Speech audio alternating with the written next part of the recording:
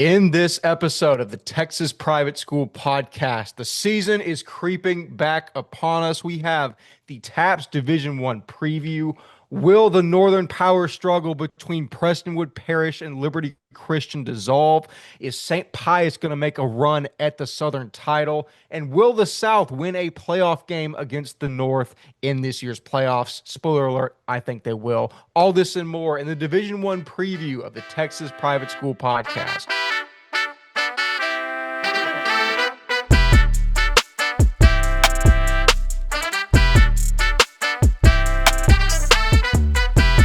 Hello and welcome back to our first football-related episode of the season of the Texas Private School Podcast. It is crazy that the 2025 season is just around the corner. As always, I am one-third of your hosting crew, Wes Tolleson, joining you from Dallas, Texas. Joining me from College Station and Oklahoma City, respectively, are Walker Lott and Ryan Schroeder. Walker Lott, Yeah, off the back of the TXPS retreat, we are here. We survived it. It was a beautiful thing, but now it is time to talk about some TAPPS Division One football. Number one, how are you doing? Number two, what is your very 30,000-foot overview of TAPPS Division One? dude. It's gonna be fun. This is, I think, the most what is the term? Most uh we still have the top dogs, right?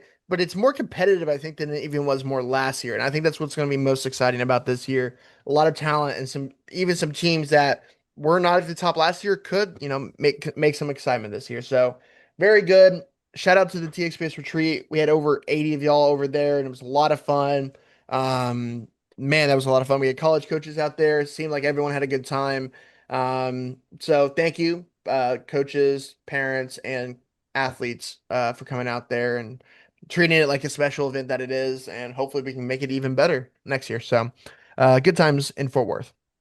For certain. Ryan Schroeder from Oklahoma City, Oklahoma. I don't think we've recorded a podcast on you on it since the Thunder became the reigning NBA champions, and will do so until, I guess, June of next year. Number one, congratulations. Number two, how does it feel to be an NBA champion? Number three, outlooks on TAPPS Division One football.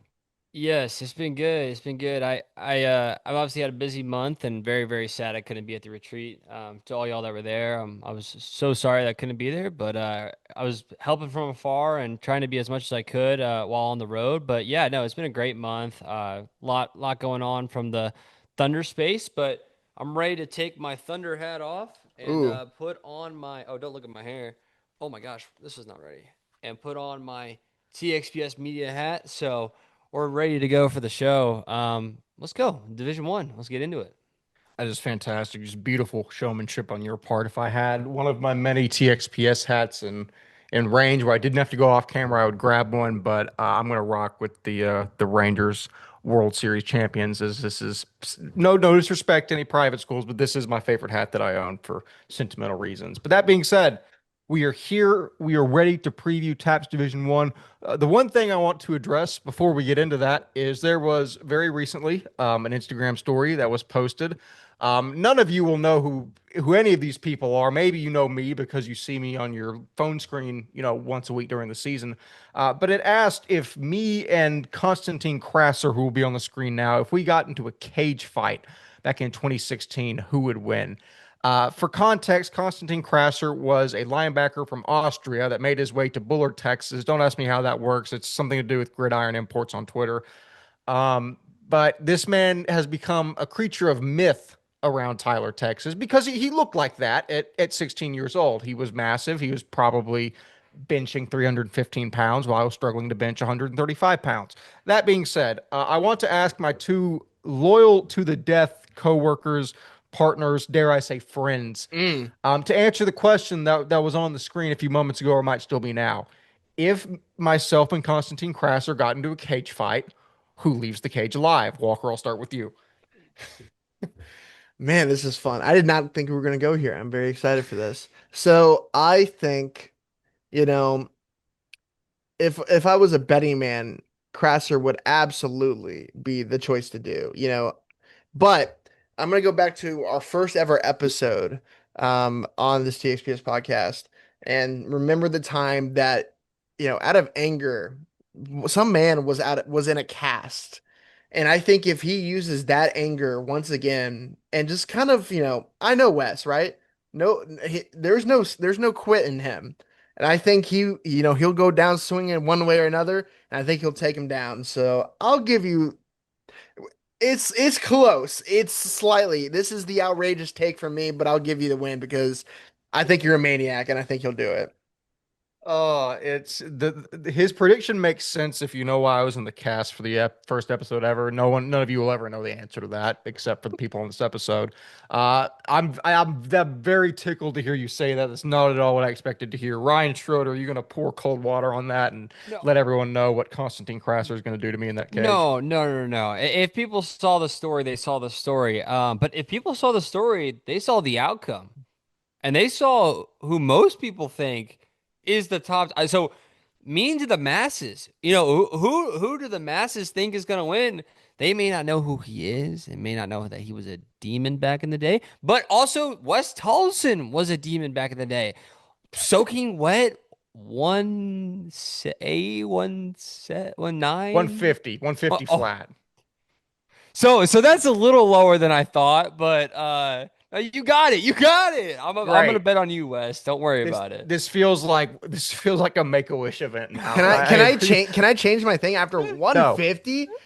Yeah, dude, I Wow. was 150, and that's the lowest I ever played at was probably 145 because I got sick for the Canton game my senior year.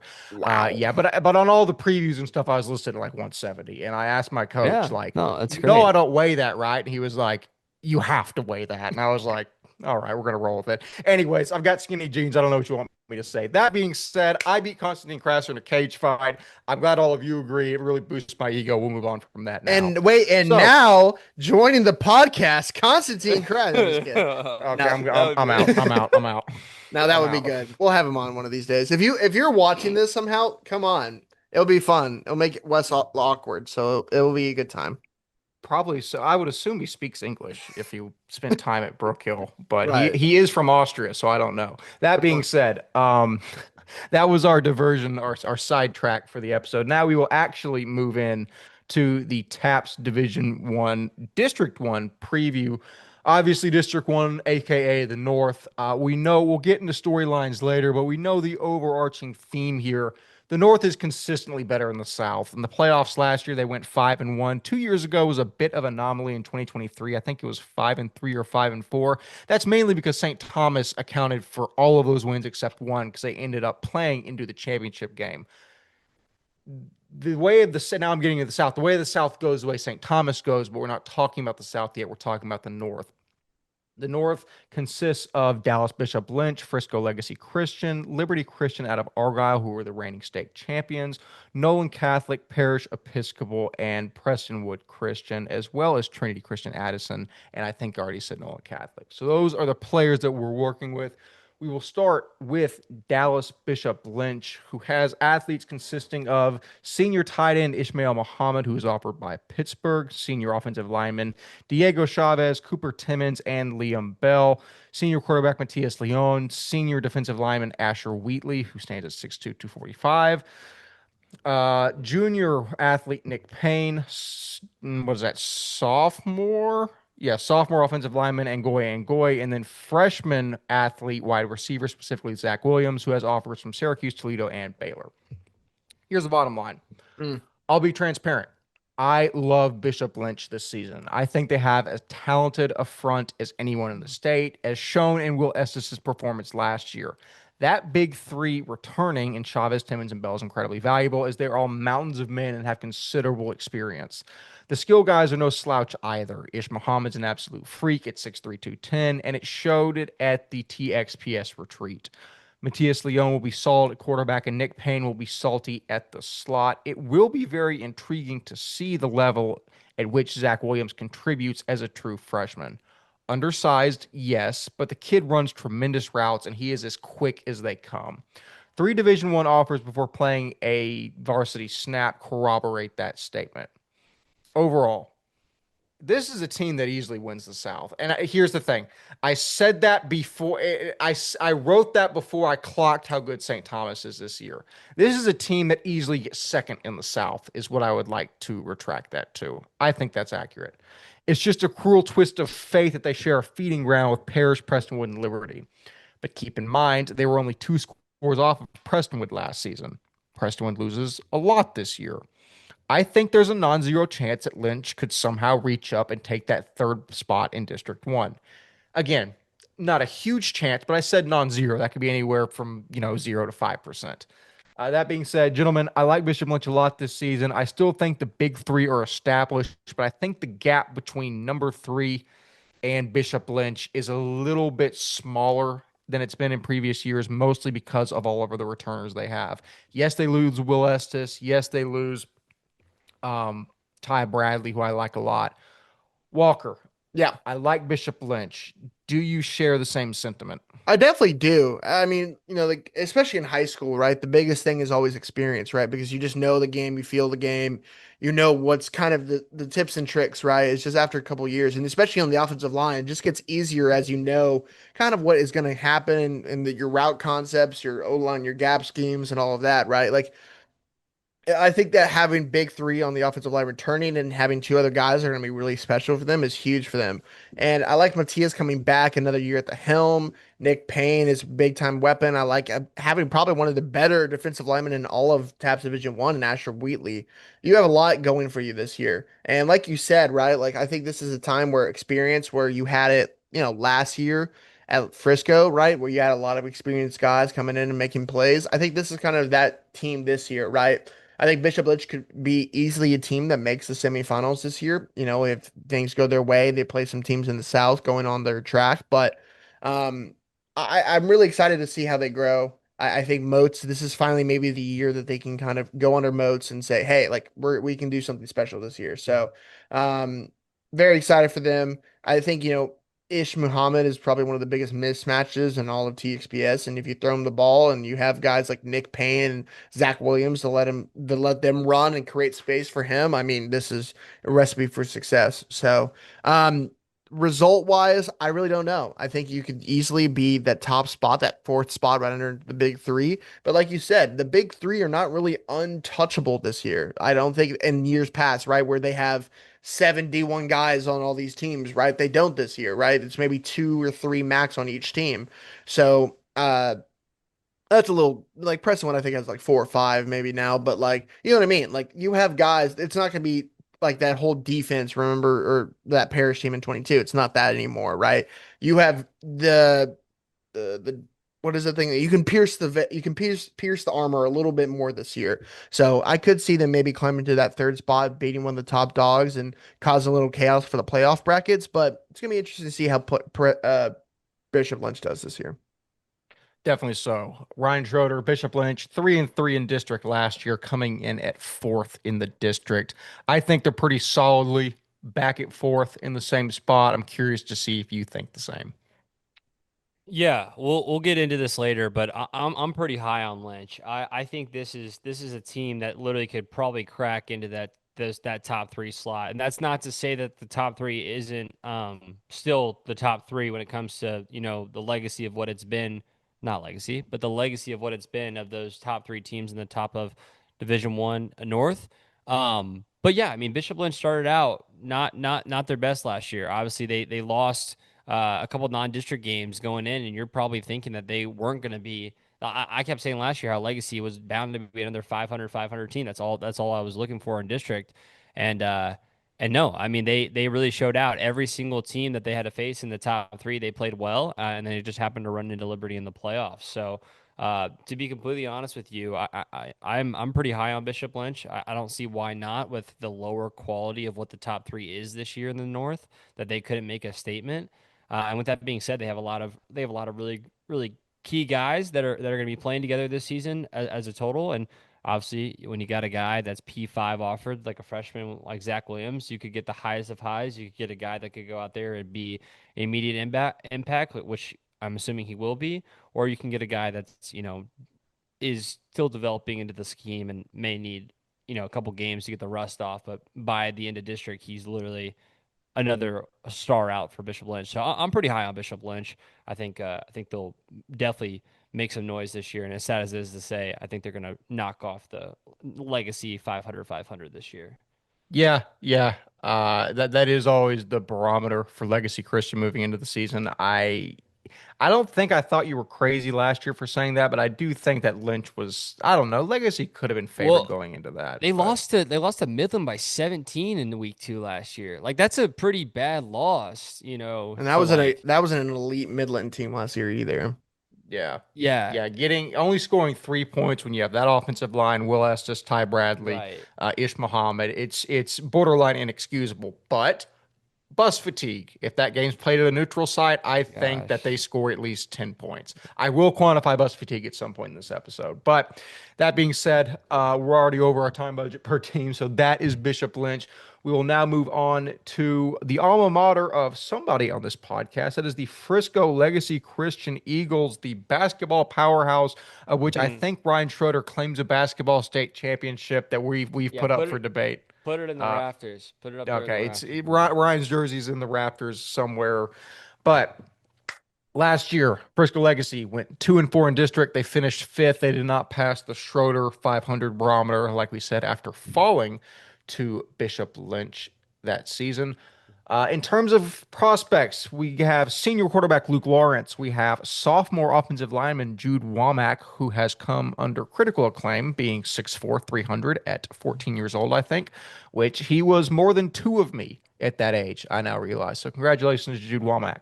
Senior stud linebacker Sam Jones, senior offensive lineman Grant Edwards, junior wide receiver Duke Strain, senior athlete Jackson Ladd, and the widely touted on the TXPS program, junior athlete Corian Gray, known for freshman fame in that playoff run from Legacy in 2023.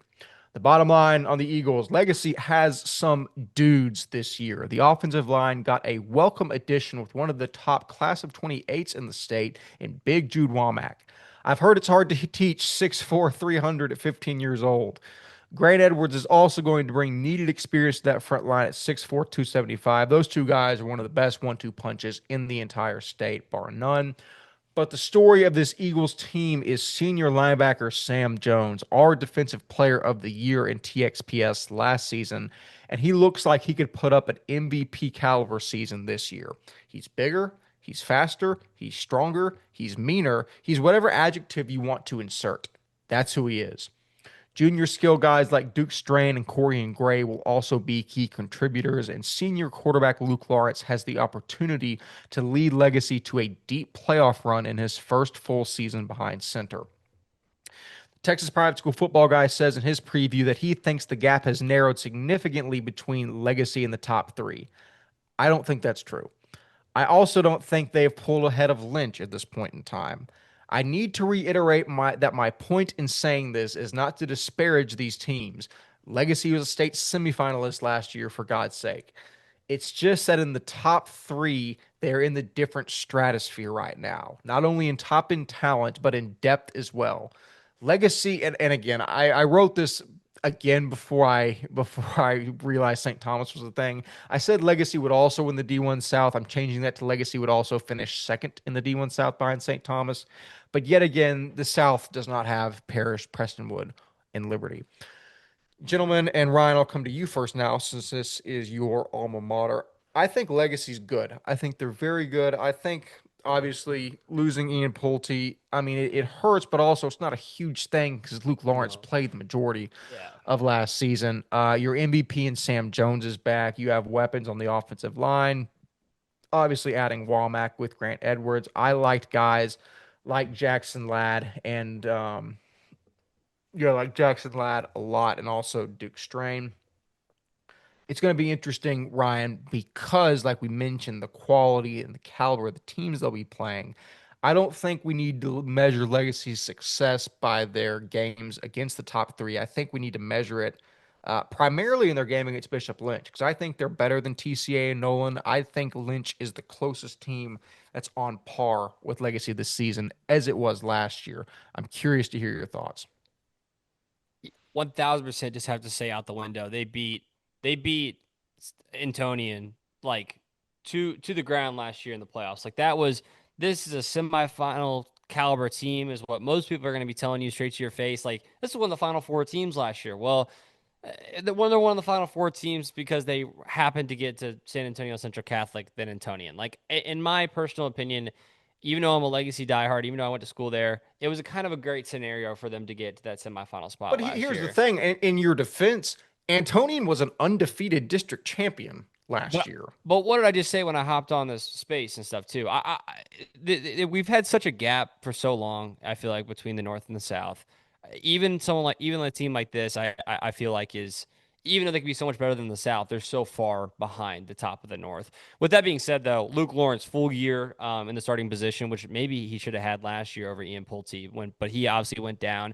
And Luke played great the rest of the season. We met Jude and we talked to Grant when me and Wes were on site doing the spring tour and stuff, and it was some big dudes like always. And I think for us, we see a lot from all the other perspectives. Besides, I would say some of the skill positions, they have a good defense, they have good line. Luke is pretty good from a skill position, but the problem I end up having is I don't think the running back and the wide receivers and maybe the corners and stuff, like everybody else that plays on the outsides and stuff, is was where I'm really worried about. I think this is where they're going to get beat. You rarely hear us say that people will get beat in the skill positions. It's almost the other way around every single time. But that's not what Legacy's lacking. Legacy has great line. Legacy always has had pretty great line. They have good linebackers. They have good defense. Like, it's going to be the secondary, and it's going to be honestly the athletes on the offensive side as well. So I don't know. I think I just kind of told you with Bishop Lynch, but this is another team this is a Frisco team that's probably looking at 2-4 this year in district, sadly. But just Walker to keep it Lott, real. looking at the same year prediction from Ryan this year as last season, your thoughts on that for Frisco Legacy in 25? Yeah, I'll kind of keep it brief. Like I think Frisco's gonna be a very talented team, one of the better teams in Division 1 this year. I just don't think, like you said, the gap to the top three is gonna be closer this year. I liked some of the guys. I love Luke Lawrence. Last year against Frisco or against Antonian, he was awesome. Jude Womack is gonna be a true Power 5 guy on this team. Sam Jones is a monster in Division 1 team. We should need to be offering him now. I don't get how he's not gonna end up at like a North Texas next year or a Sam Houston like that He's that he's he built like he's he is. massive. Oh my gosh, man! just watch the tape. That's all I gotta say. I think those type of teams should be going straight after Sam. But overall, I think they're a good team. I just don't think they're gonna be at the top this year. I could see them winning their first round game in the playoffs, maybe losing the second type of thing. Yeah, just like it always is with the Division 1 playoffs, if they catch a Southern team that's not named St. Thomas in the first or second round, they're fine. If they match up with one of the big three, it'll be a quick bus ride home. But we will see. We always love being proved wrong on the program, and we will now move on to a team that has a great opportunity to prove us wrong. Liberty Christian. Liberty Christian went 6-0, ran the table in district last season, obviously first, and obviously ultimately easily won a state championship, beating Lynch 63-19, Liberty or St. Thomas 63-0. I forgot that happened. Goodness gracious. And then Parish Episcopal 45-24. They retain athletes such as senior quarterback Quinn Murphy, senior linebacker Jet Hare, senior Cade Violi, sophomore do it everything Cooper Witten, who now stands at 6'2", 215. It's crazy to even see that. Senior defensive back transfer from South Lake, Luke Langford. Senior linebacker transfer from Nolan William Terry. Sophomore running back transfer from Covenant, Corel Buckhalter. And then, or sorry, yeah, now junior. Yeah, junior running back. And then junior defensive back, Lincoln McCamey. I haven't gotten used to the number translation to years yet. It'll come eventually. Yeah, Yeah. Yeah. it'll take me. I'll get to week 3 and do that. We'll figure it out. Bottom line on Liberty. As good as the returning and incoming talent is for the Warriors, you lose the best aspect of your team. Hawkins to San Diego State, Brown to Boise, and Janusek to Baylor baseball. I've said for 2 straight seasons that their wide receiver core is the best unit in the state, and they proved it night in and night out. They also lose Chase Garnett, who, in my opinion, was the best running back in TXPS. They also lose Keithan Smith, Austin Banlow, and Nate Humphreys. They're 3 top linemen. They lose their top defensive pieces in Maddox Sakiri and CJ Witten. Are you starting to see a pattern here? Here's the good news. Cooper Witten is back and set for an MVP season at linebacker. Quinn Murphy will retain his status as one of the top quarterbacks in the state. You add in the top class of 27 running back in TXPS and Cordell Buckhalter, and a big time playmaker in Luke Langford. Upperclassmen like Jet Hare, Cade Violi, and Lincoln McCamey return, who have all quietly played massive roles on back to back state title teams. This Liberty Christian team has already been written off to start the season, which is odd coming from one of the most dominant 2 year stretches I've seen. The rationale does make sense, but I counter with the fact that this team has played more games and therefore has more practices and overall experience than any team in Division 1 not named Parish Episcopal in the past 2 seasons. I agree that they might not be the favorites by a wide margin with some newer faces, but I'm certainly not going to be surprised if we look up the first week in December to see Witten pacing the sidelines of Waco ISD. All this to say, I know the guy has them at third in his preseason prediction. We will reveal later where we have them. Again, it's not going to be crazy, Walker, to say that Liberty Christian might not be the favorites in Division One, District One this season. Now they could easily play their way into that, but just looking at what we have now, the sheer volume of what they have to replace is almost impossible to fill just via the transfer portal. We're going to have to see some guys step up for Liberty that have not been shoved into big moments yet, and it's going to take some revealing to see how they respond. I'm curious about your thoughts on the Warriors as we peek into 2025. Yeah, this is such an interesting thing, right? It's like I'm trying to figure out the best way to say it. It's like that 23 team for Parish. That's the best way to say it, right? You Yeah. lose, I think you lose at least what? Last year you lose one, two, three, four, five, six Division 1 guys off this team last year. Um, then you add Nathan Humphrey, I guess, who went ACU, so that's technically D1, right? So that's seven. And then Keithan Smith and Banlow, those are also big. Like you lose a lot, like a lot, a lot. And Yeah. so for most teams, like you have to digress, right? It's like that 23 Parish team. You just are going to regress a little bit, but you still have talent. Like you still have your Sawyer Anderson and Quinn Murphy coming back, who Yeah, that legitimately, team regressed all the way to a state championship. exactly. That's what I'm trying to say. Like they're still on the top for a reason, right? Like, and I want to give flowers to Quinn Murphy because I remember watching some film back, like just, I sometimes just scroll through our Twitter sometimes and watch all of our videos and stuff. And I remember watching some of his throws in that state championship game. Like Quinn Murphy is one of the best to come through TXPS in a very long time, and I think we need to remember that. Like we've had a lot of hype of the Luke Carneys and Sawyer Andersons for the past 2 years who have been unbelievable, but like Quinn Murphy has made out of 3 years, he's made it to a state title game twice and won one of them. Like and there's not, yeah, technically with Regents going to the state championship, I not was trying playing to it. figure out where that fit in. Yeah. Right. So With technically I'm Regis. correct, right? But like, and there's not many true guys that have come through the TXPS ranks at quarterback have said, okay, I'm going to Baylor. That's a Power Five quarterback at a school, right? And I think we need to remember that, right? This is not just like he's just gonna walk on, he's gonna play, he's a committed as a quarterback, but he's gonna play tight end at the next level. Like we see a lot of those guys over the years. No, he's gonna go play quarterback, and he'll probably play pretty dang early at there, right after Sawyer Robertson leaves. Like he's gonna be the next star for the in Waco, and I think we need to remember like this is one of the best to do it. Like Sawyer is unbelievable and one of the best throwers of a football I've ever seen. Quinn Murphy is not that far behind. His game, the throws he made in that state title game were dang impressive, and he's done it throughout the year. Granted, yes, he had 3 Division 1 commits to throw to. That Hmm. helps everyone, Hmm. right? When you have Brady Janusik out there, you just throw it up to him. But Just throw it straight up. throwing the ball, there's probably not one better this year in TXPS than Quinn Murphy. And when you have a guy like that at your quarterback, that means a lot. Now the question is, right, like Luke Link, the good thing about this year, right?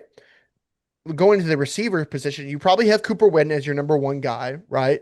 You have Ben Hicks coming in, who's probably going to be your number two, but then you have your number three is going to be the interesting one, right? You don't who's going to be that third, right? I think Jackson Green caught a couple balls at 7-on-7. I think Lincoln McCamey caught a couple balls at 7-on-7. That who's going to be that third guy? That's going to be the thing. Like, and that I love those dudes. Cooper Witten's still a five-star athlete, but it is a step down in terms of talent at the receiver position.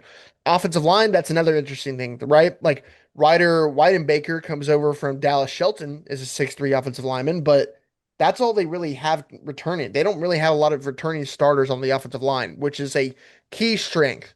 Coral Buckhalter, right? Coral Buckhalter is a big time guy, double digit D1 offers already.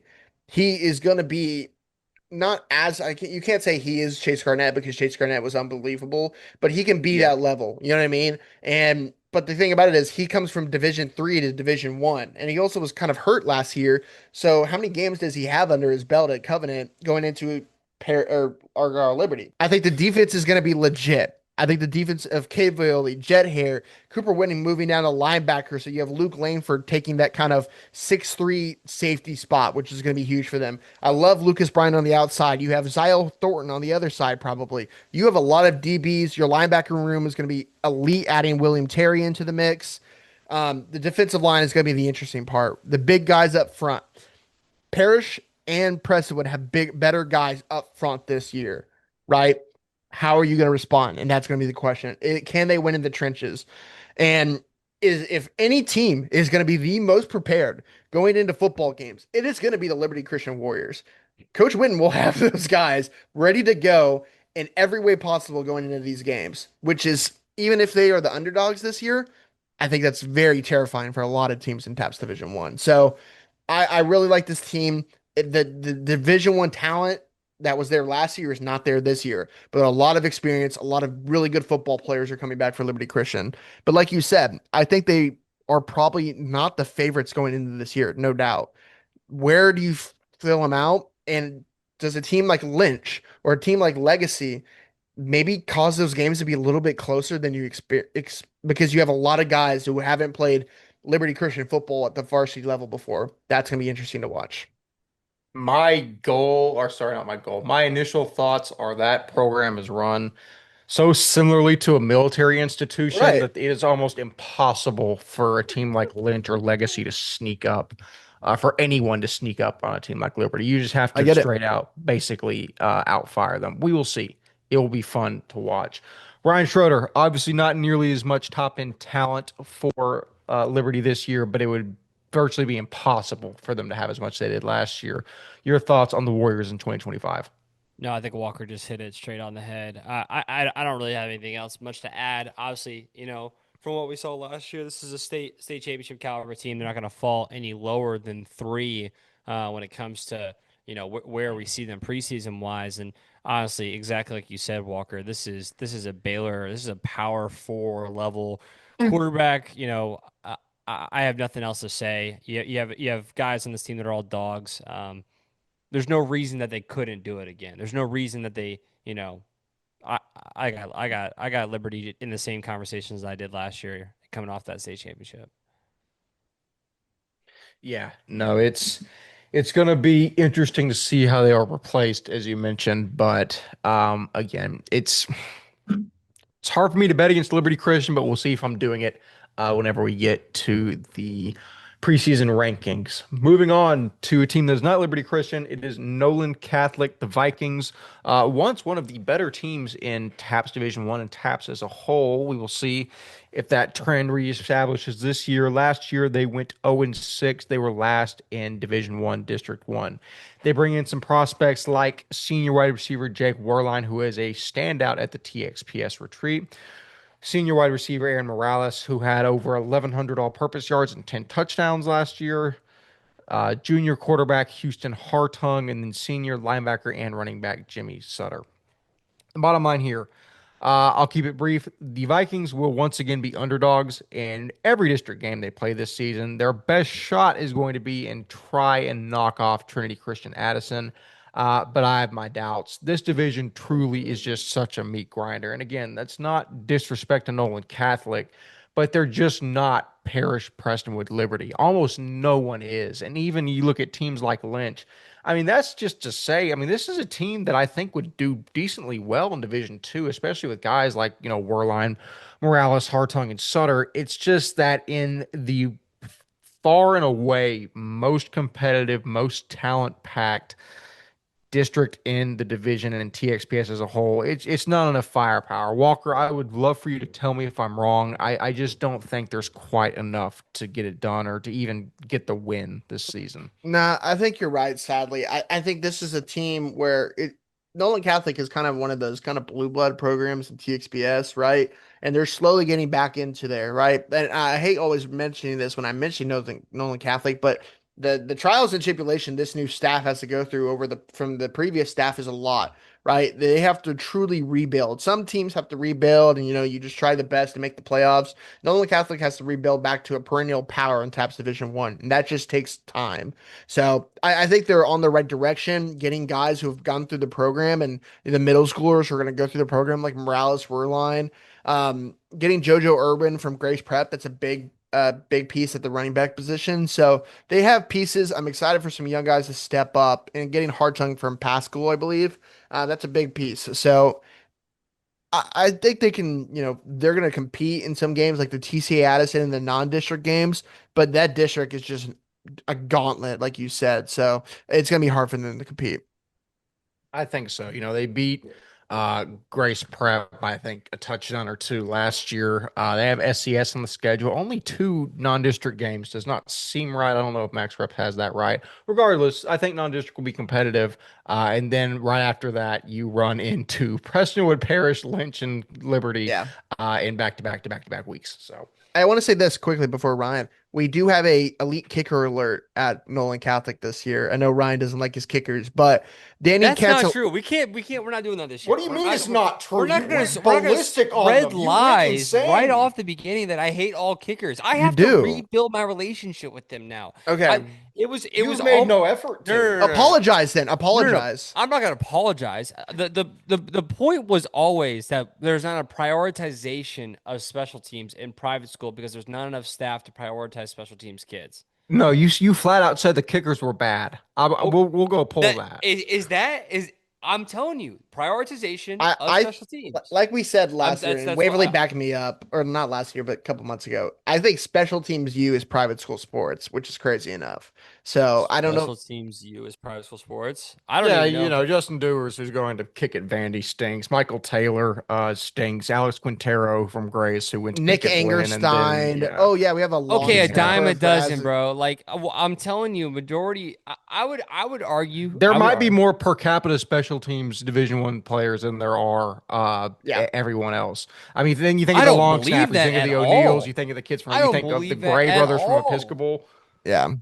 I don't believe that at all. I don't believe that in the slightest. I think it'd be anyways, not the point. Whatever, I think okay. that'd be a good we need to I'll reach out to the guy and see if he can pull it up for us and see the per capita and see how it goes. Anyways, but shout out to this kid, Danny Cantarella. He's a 2026 kicker, 6'3", 215 at Nolan. Cole's rating him at a 4.5 star. We know how Cole's is, and I mean, if think about it, if they compete in games and it comes down to it, and they need one kick to win it, they have a kicker to do it. So hopefully they can compete in games, the TCAs of the world and the other games. Hopefully get some wins this year to keep going up and up from the 2 wins. All right, Ryan, you have anything else you want to say? Yeah, I was just gonna say really quick. I actually did pull it up on Pigskin.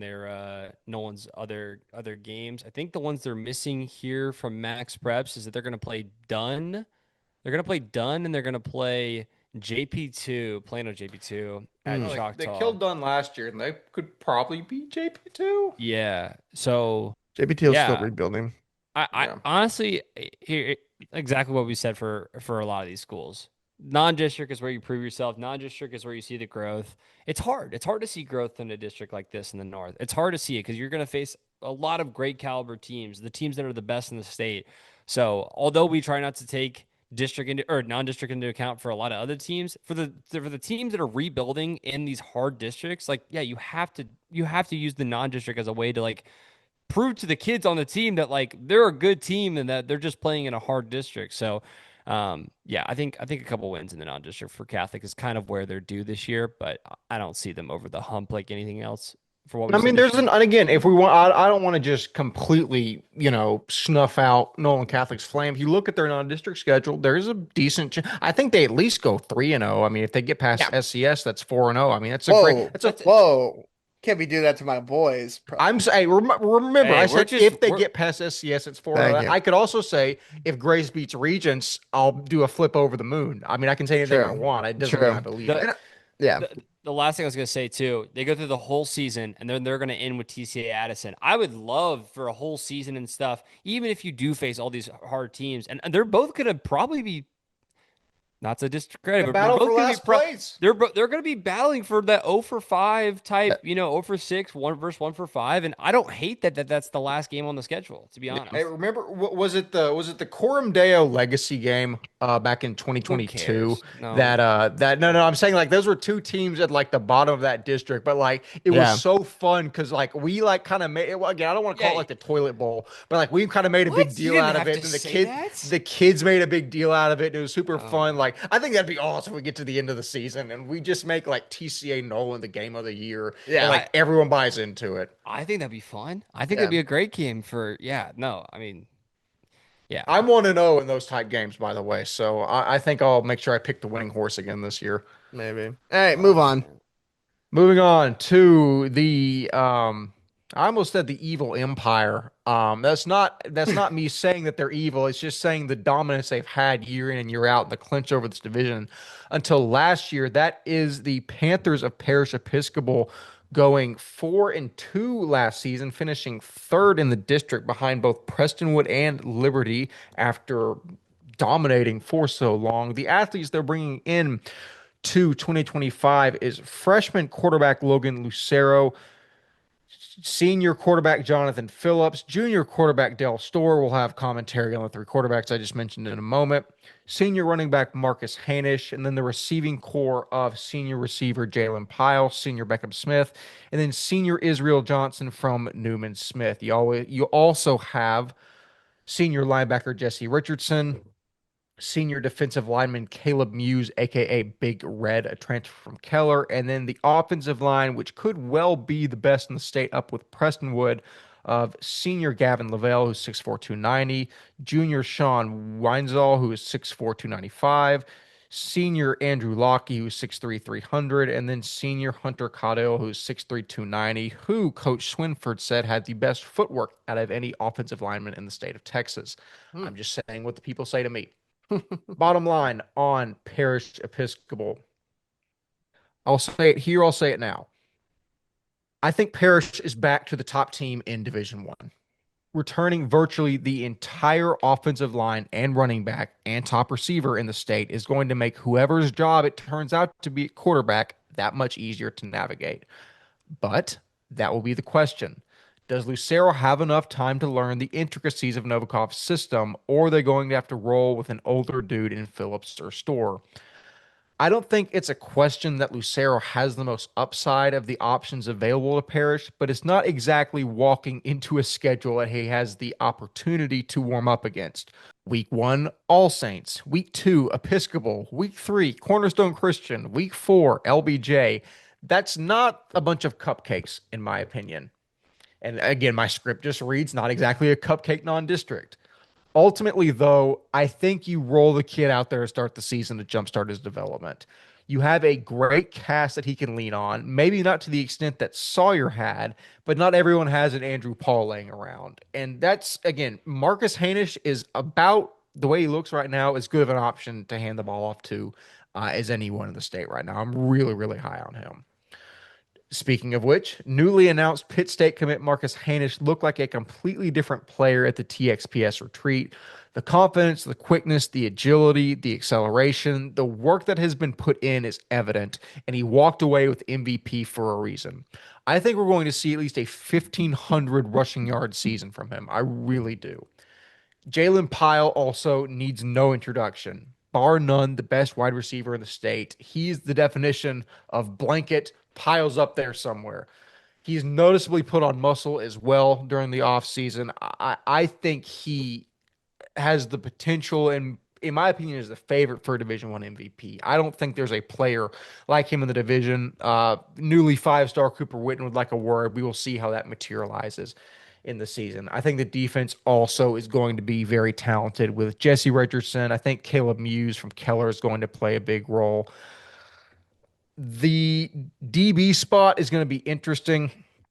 You lose a decent amount. I'm interested to see who gets replenished there. All that to be said, I think Parrish, especially from that offensive line, provides good reason to pick for the number one team in the district. Walker, I know that's a tough choice between the three available options, but what's your outlook on the Panthers in 2025? Yeah, looking at Parrish, I'm very excited about this team.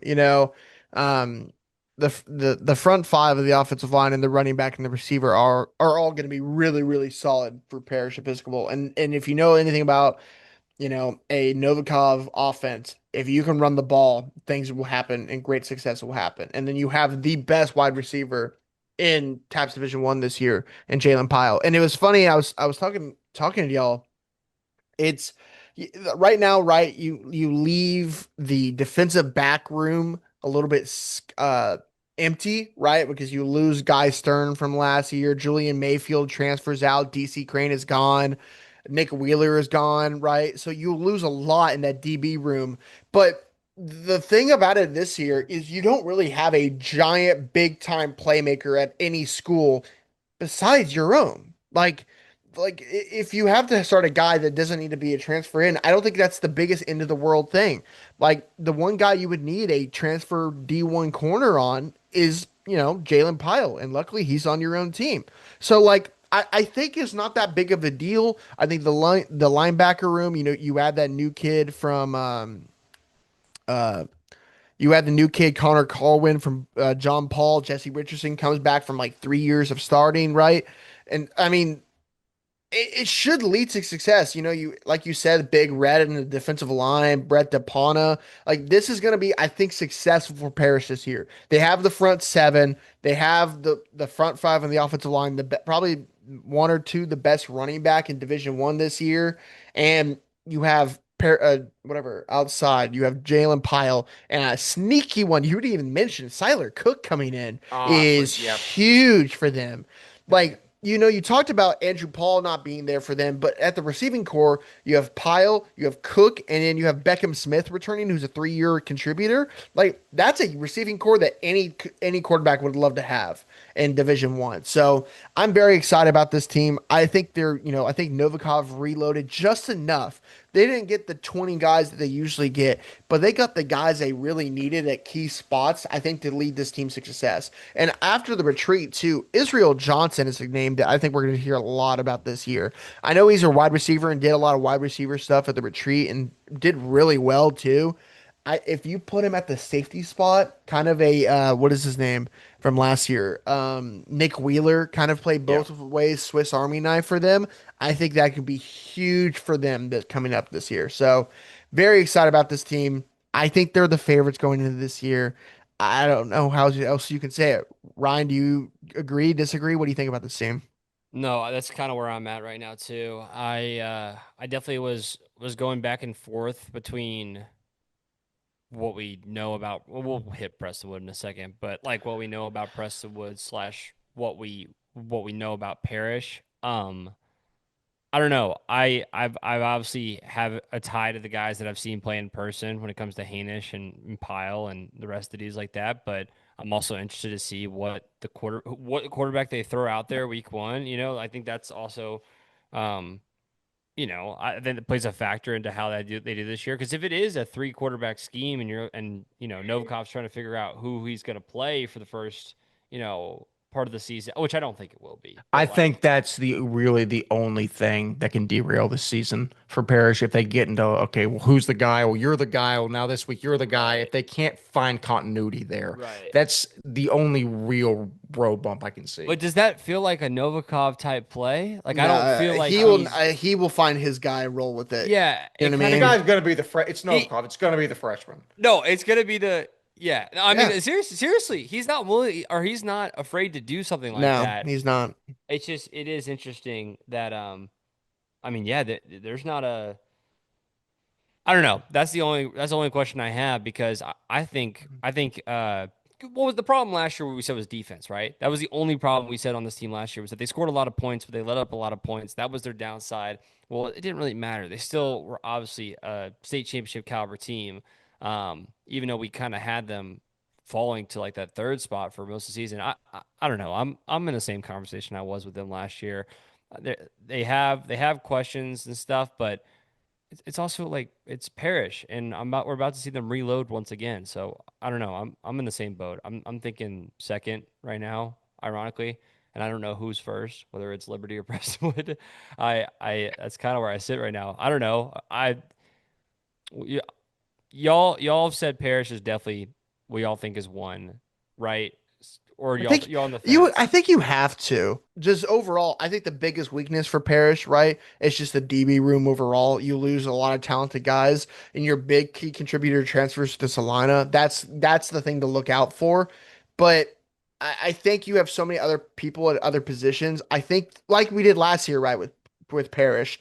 Even when the defense we talked about the same thing with the defense last year, No, right? it's Where the exact same the defense was conversation. like, oh, we don't know if they can do it. But they just scored with everyone else that it didn't matter because when it came down to it, they had guys to just keep making plays on offense. You saw that in the state championship game, right, where a talented defense like Liberty finally locked them down a little bit, and they couldn't stop Trace Garnett.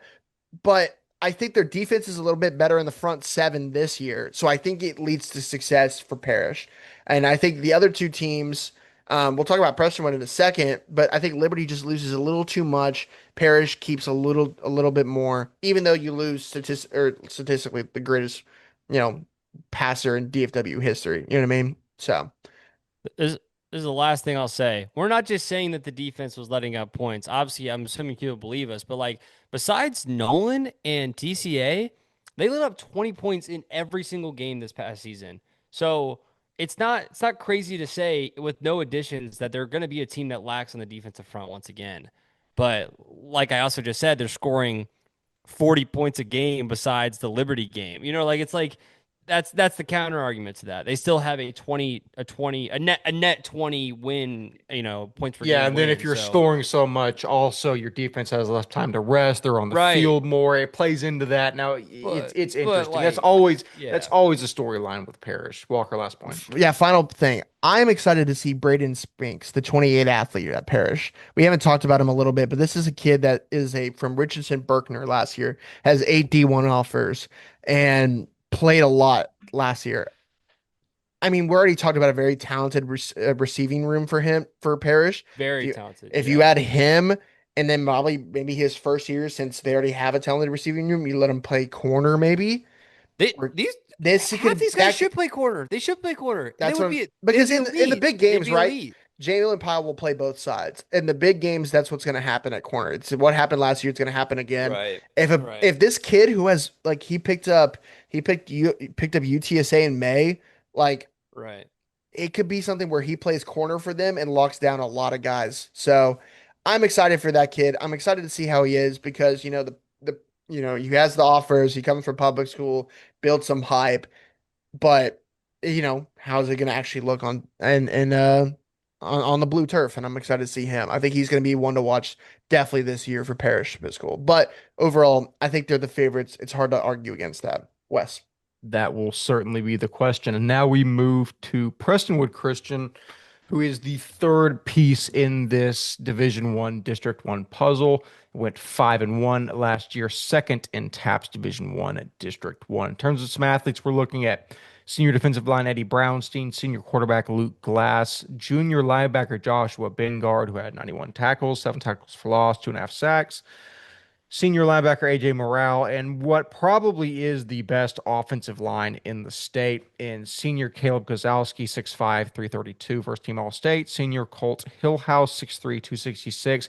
They're switching him to defensive end nose guard, which means even bigger fish are coming in at offensive line. These bigger fish being sophomore Adam Bingard, 6'6", 279. Junior Kanan Smith, 6'2", 290. And then senior Brock Schleff from Plano. Senior, the transfer, 6'3", 300, who benches 415 pounds at 17 years old, which makes me question why I even lift weights. And then finally, we have senior quarterback Luke Glass, who had 2,800 passing yards, 30 touchdowns, and 1 interception last year, which is bananas. The bottom line on the Lions. We made it evident in our offseason episodes that based on returning talent alone, Prestonwood would be the favorites in Division One. Along with the guys listed, they had Matthew McLean, Jonathan Frenchlove, LJ Taylor to return the majority of their offensive production. Well, those three guys are gone. We learned about Taylor and Frenchlove earlier in the spring, but McLean went through the entirety of spring ball, but will ultimately be exiting the program before the fall. I really cannot understate to you how massive that is.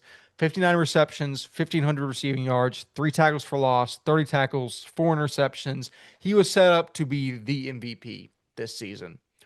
Regardless, it's not at all time to panic in Plano. The Lions have the best offensive line and defensive in the state to lean on. Even with the departure of the three-headed monster of Collins, Shaw, and Taylor, the lion's share of the credit goes to the offensive line who paved the way for those rushers. Ever since Greg Tepper admonished me for overlooking the trenches for the skill guys, that's the first thing that I look at in previews now. You've also got Glass returning, who will make a claim for the top quarterback in the division with Murphy, as well as Tyler Shaw at wide receiver and defensive back, who ran a 10.68 at the state meet, which is freaking flying. Ultimately, I think all of the big three's offenses have taken a half step back from last year, and Prestonwood's defense has taken a step forward. The Lions surrendered 27 district points per game in 2024, and I would wager that number is closer to 19 or 20 in 2025. Walker, our big thing was obviously the returning production for Prestonwood. There still is a lot of that, but your top offensive weapons besides Glass are all gone. With the entire offensive line returning, how big of an issue is that for Prestonwood, especially with McLean leaving, moving into the season? I mean, it's huge. I mean, there's no other way to say it. It's huge. Like you have a guy who played both sides of the ball when it mattered most, and he's gone. It's a two-way starter. Like it's like saying not exactly the same, but it's like how does Liberty look without, you know, Brady Janusik going into last year? They're still really good, but when it matters most, the guy you throw it up to, the guy who make the big play, he's not there. And that's huge, right? You losing French Love hurt already because French Love is a talented dude. But I mean, losing McLean is massive. And when we talked about it, um, I the whole clip we did last episode, we talked about it, me and you, Wes, is that I said or Plano Prestonwood has to be kind to the transfer portal, and it wasn't kind to them this year. William Taylor is a great addition. Brock Shelf is going to be the best center prospect we've had in TXPS and good amount of time. 28 Abram Bingard is, probably one of the better prospects, getting a couple D1 offers already. Kanan Smith, the same in the 27 class. I was talking to Josh Bingard at the retreat, and he talked about probably him and Abram are the best brothers in TXPS. And, we were talking like, there's not a trophy for it, but I think you are. So congratulations on that. Their running back, their linebacker room is going to be the best in the state with him and AJ Morale and Gabe Tyree behind them.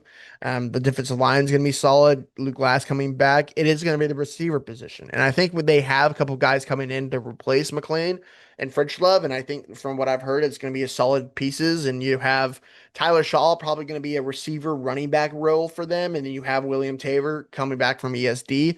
So they have weapons on the receiver in the skill positions, but it isn't McLean, it isn't French Love, and that hurts a lot. So I think Prestonwood is going to be helpful that a lot of guys return. Very excited about that.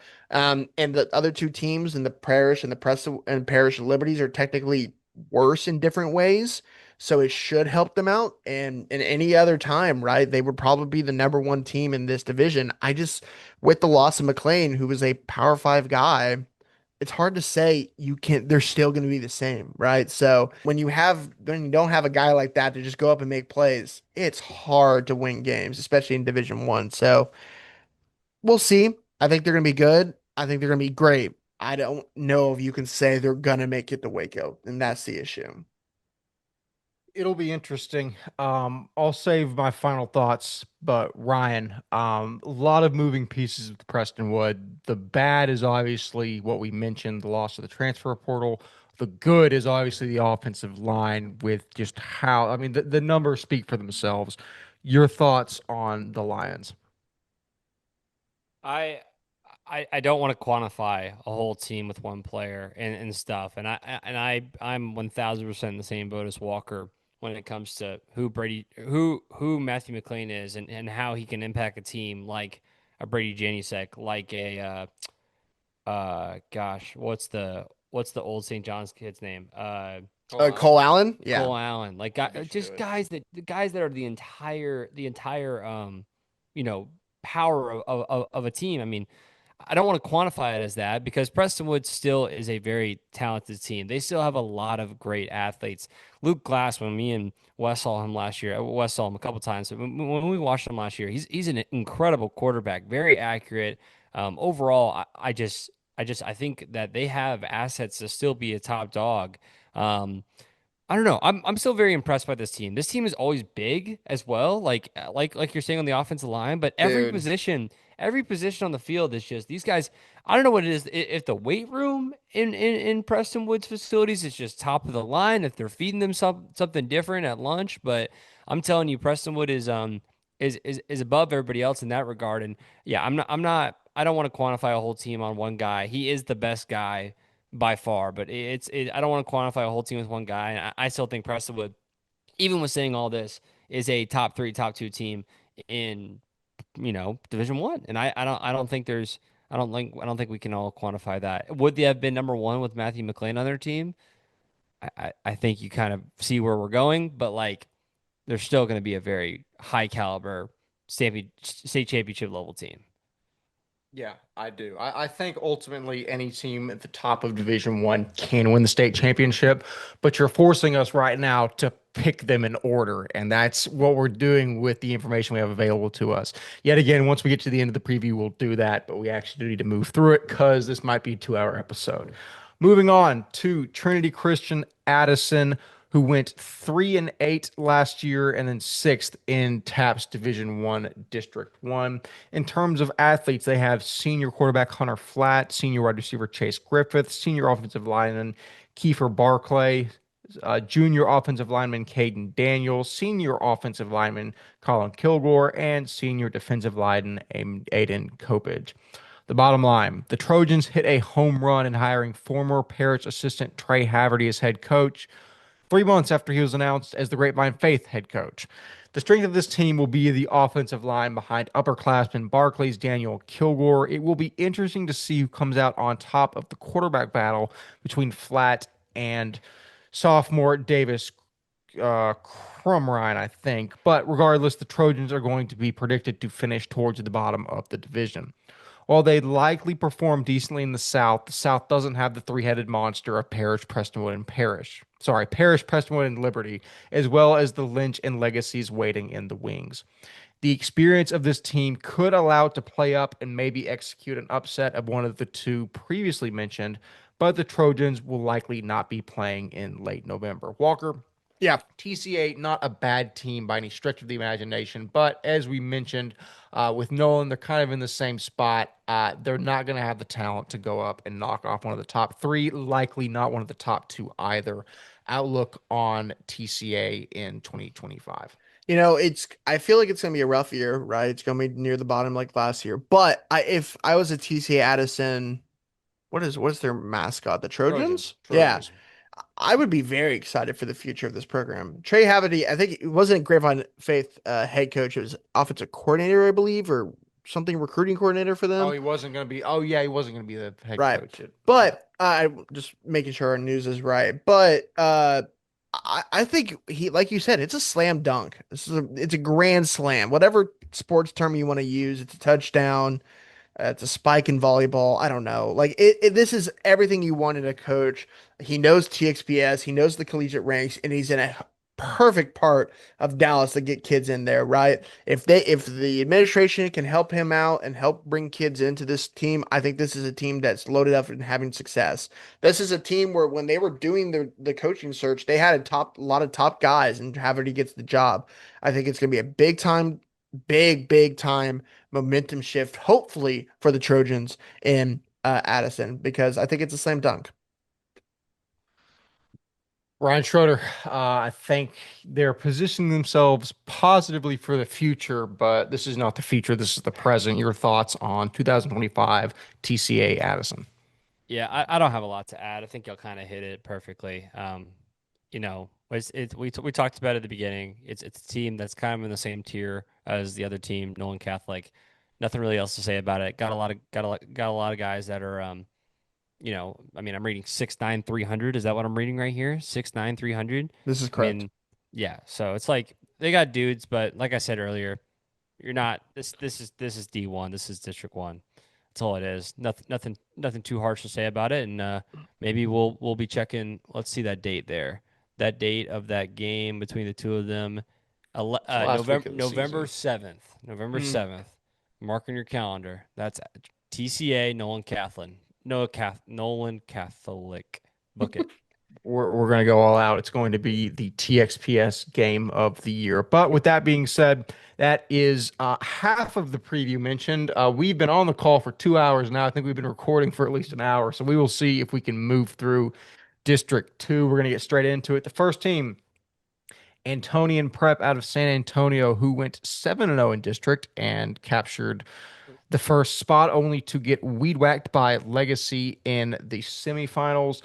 They retain athletes such as junior quarterback Rogan Parson, senior offensive line Drake Carr, who's 6'3", 250, senior offensive lineman Matt Semaniego, who is 6'1", 375. And then in terms of running backs, you've got seniors Topper Sterling and Kane Stover, as well as senior linebacker Damian Cadena.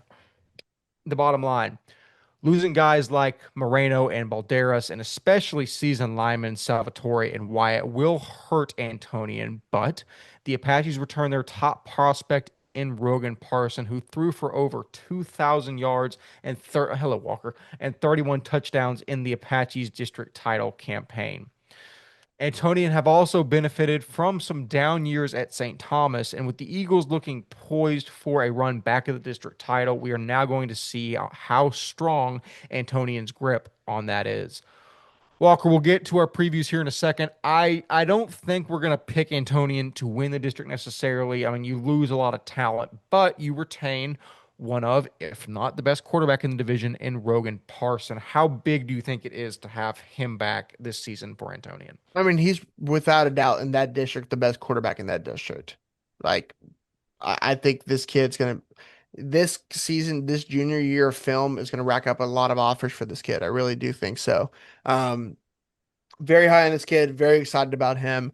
Around him, that's the issue. Is there's just not a lot of guys that can be impact players, the Division 1 caliber guys. You know, you don't have the Ricky Gonzalez. Is that the name drop from a couple Oh years yeah, ago? Right? Like you don't have running the that. program. Right. You don't have that type of guy in this receiver room. I like that some of the guys.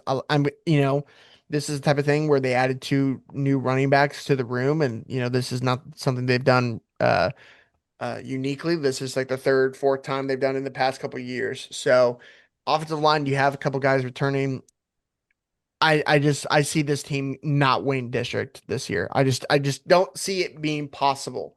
They can prove me wrong. I just don't see a way they can do it. Regardless, though, I think Rogan Parsons is going to light up the stat sheet this year. Very, very excited to see him in the film that comes out of this year.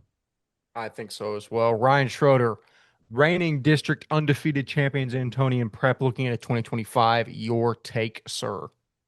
Yeah, I think maybe not to what it was last year. It sucks because it's like, yeah, they went undefeated last year, but um there's Houston St. Thomas coming to town. There's a lot of teams that are fighting their way back up. I don't see 7-0 again, obviously. But you have to give credit where credit's due, and obviously Rogan Parson at the helm for them in that aspect. So we'll see what they can do. We'll see. Obviously, you got a guy at QB. We've seen QBs run the show at other schools and kind of take over in some aspect or another.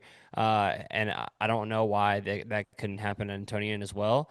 But yeah, like Walker said, he saw them in person last year. Saw what was there for them. But obviously they've lost a lot of guys, and it's gonna have to be the Rogan Parsons show if they want to make a run at the top of the South. It would appear that way. Now, moving on to Austin St. Michael's, who went 5-2 in district last year, finishing second behind Antonian. They retain athletes such as senior athlete Andres Patino, sophomore quarterback Nico Anderson, who looked very good at the TXPS retreat, Senior wide receiver Nash Fleming, who stands at 6'6". Senior athlete Purist Kovacs. Senior wide receiver Everett Voss, 6'4". Walker says he stood out at spring ball. He will talk more about him in a moment.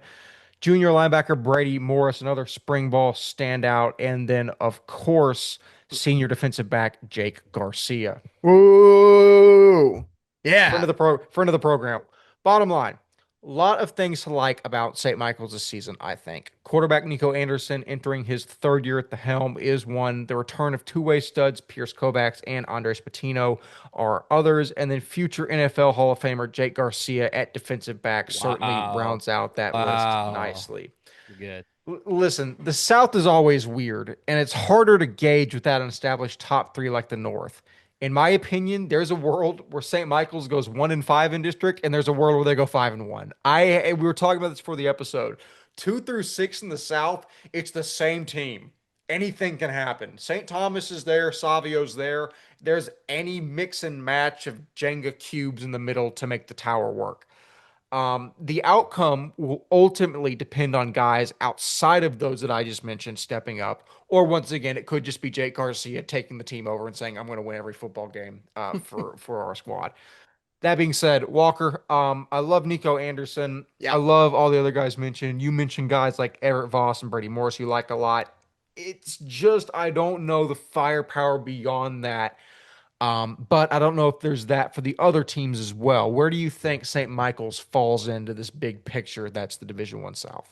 Yeah, I think it's just they lose a very talented and experienced senior class this past year, and with Utah Anderson, Miller Bonsack, Jake Garcia's older brother, like they just lose a lot, and it's a lot of guys who are experienced and coming back. And I think really highly of Patino, Anderson, and Kovacs. I really really like those guys.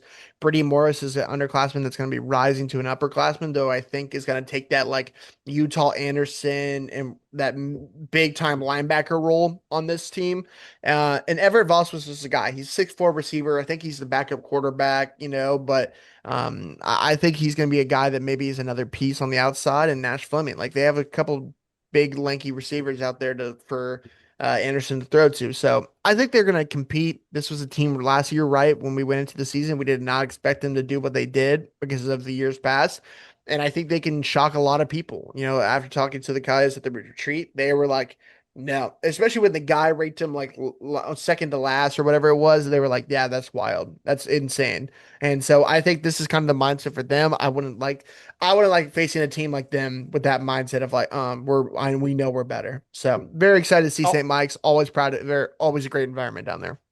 we've also got to make sure we tip our cap to St. Mike's because this was a team, that was Division 2 not very long ago, and Yeah. then Right. also kind of got brutalized. Not brutalized. We had really high hopes for them in 2022.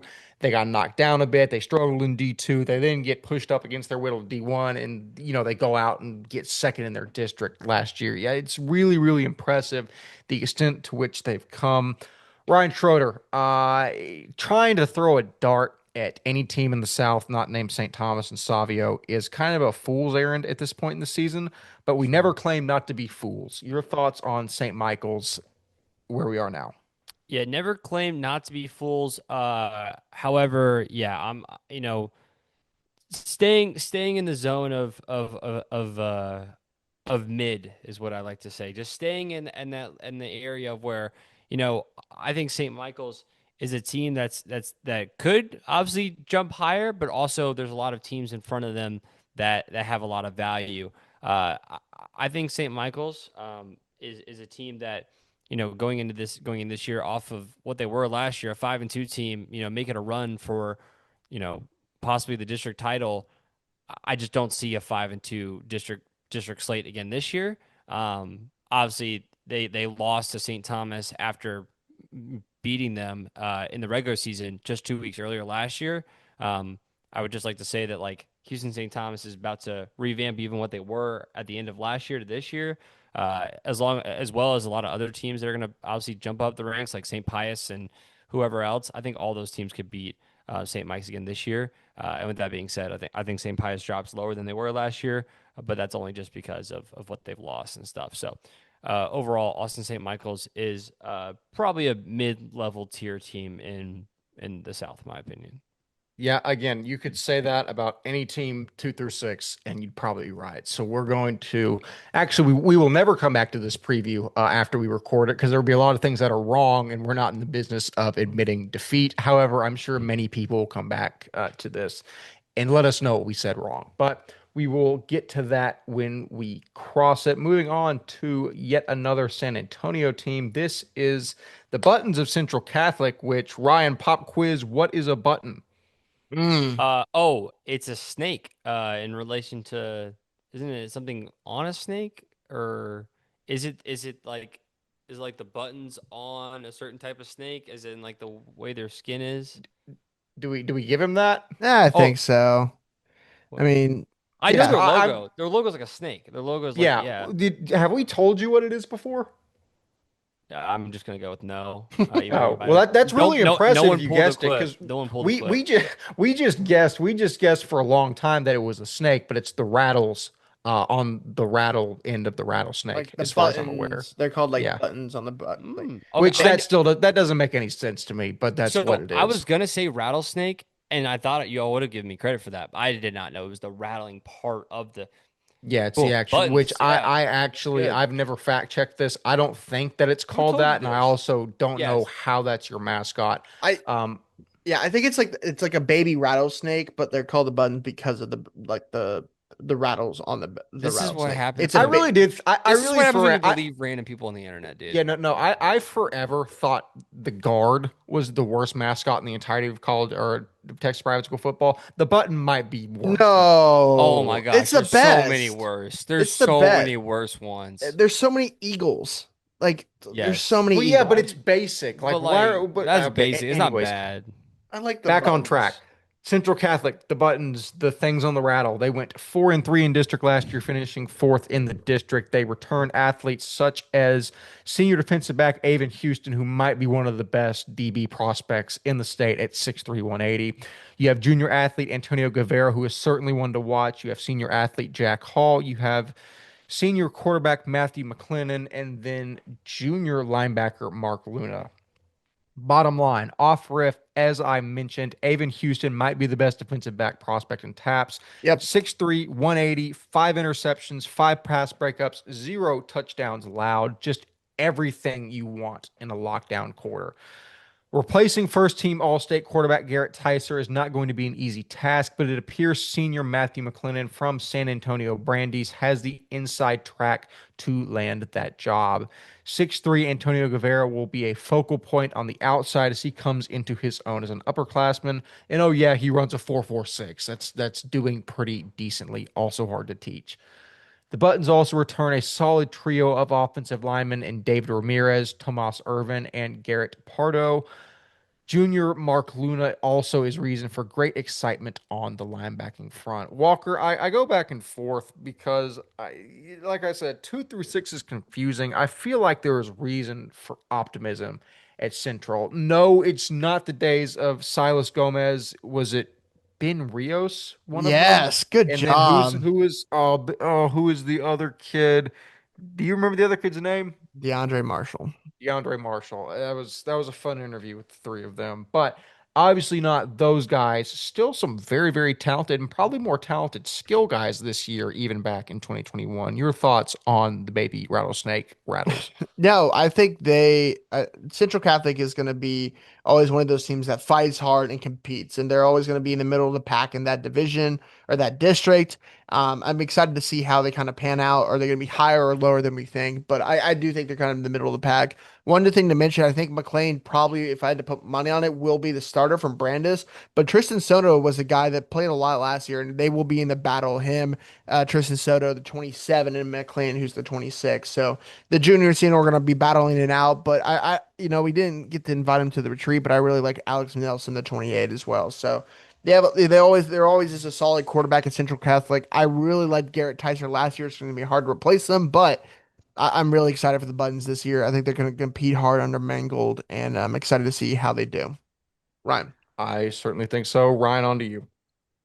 Yeah, I do think the buttons are destined for overall a similar outcome, right? I mean, in the same area of where they were last year. This is kind of what Wes just said. Obviously, there's nothing really I can add other than what you've already said.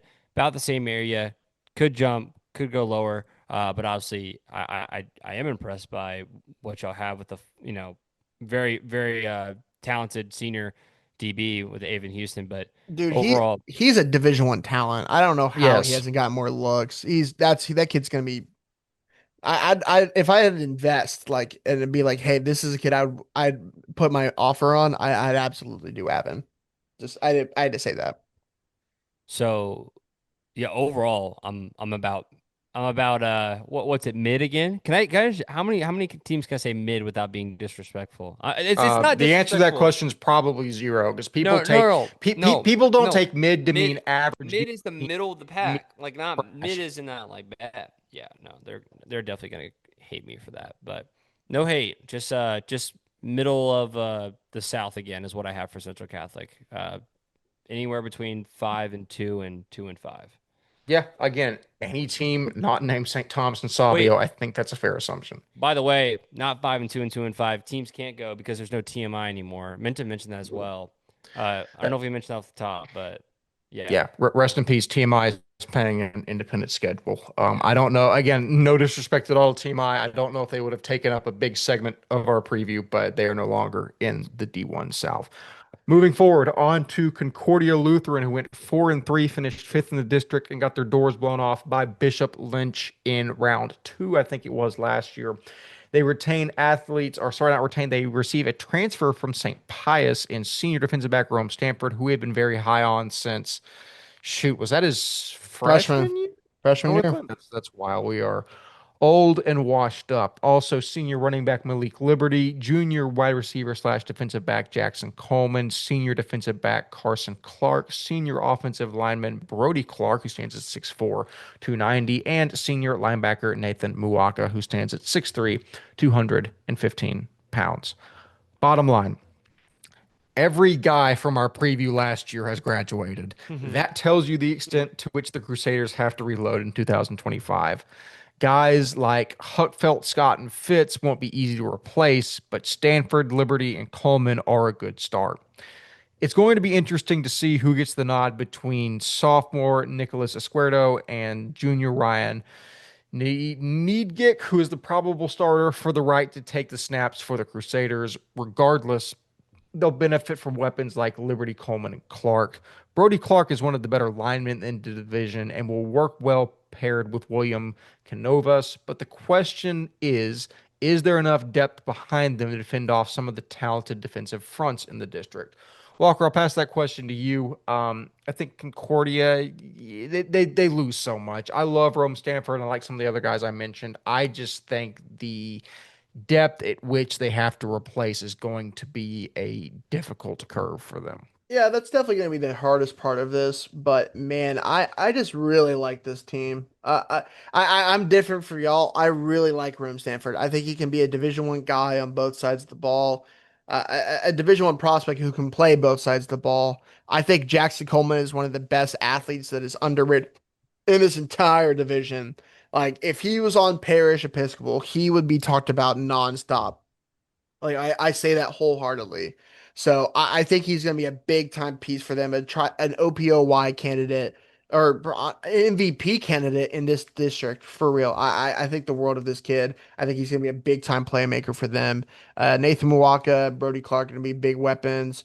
Statistically, if you go by 100-meter times, they have the fastest kid at TXPS on this team, Mhm. in Carson Clark. So I think if you put it all together, I think they have success. I like Malik Liberty.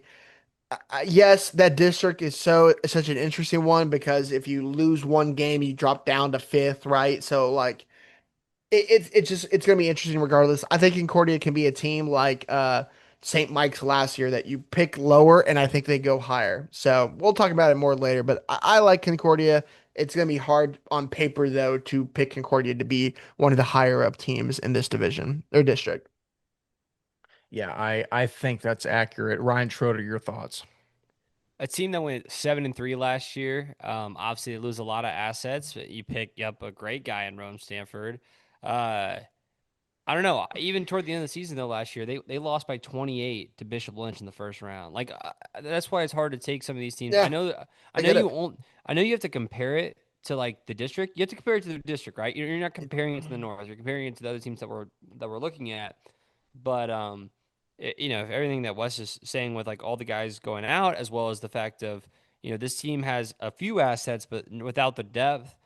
I actually do think Concordia is on the higher side of mid, without being disrespectful to anybody, on the higher side of mid. But also, I mean, this is a team last year to a Houston St. Thomas team that was at a low. Houston St. Thomas still beat them by 18 points. Like that's gonna be 40 points this year.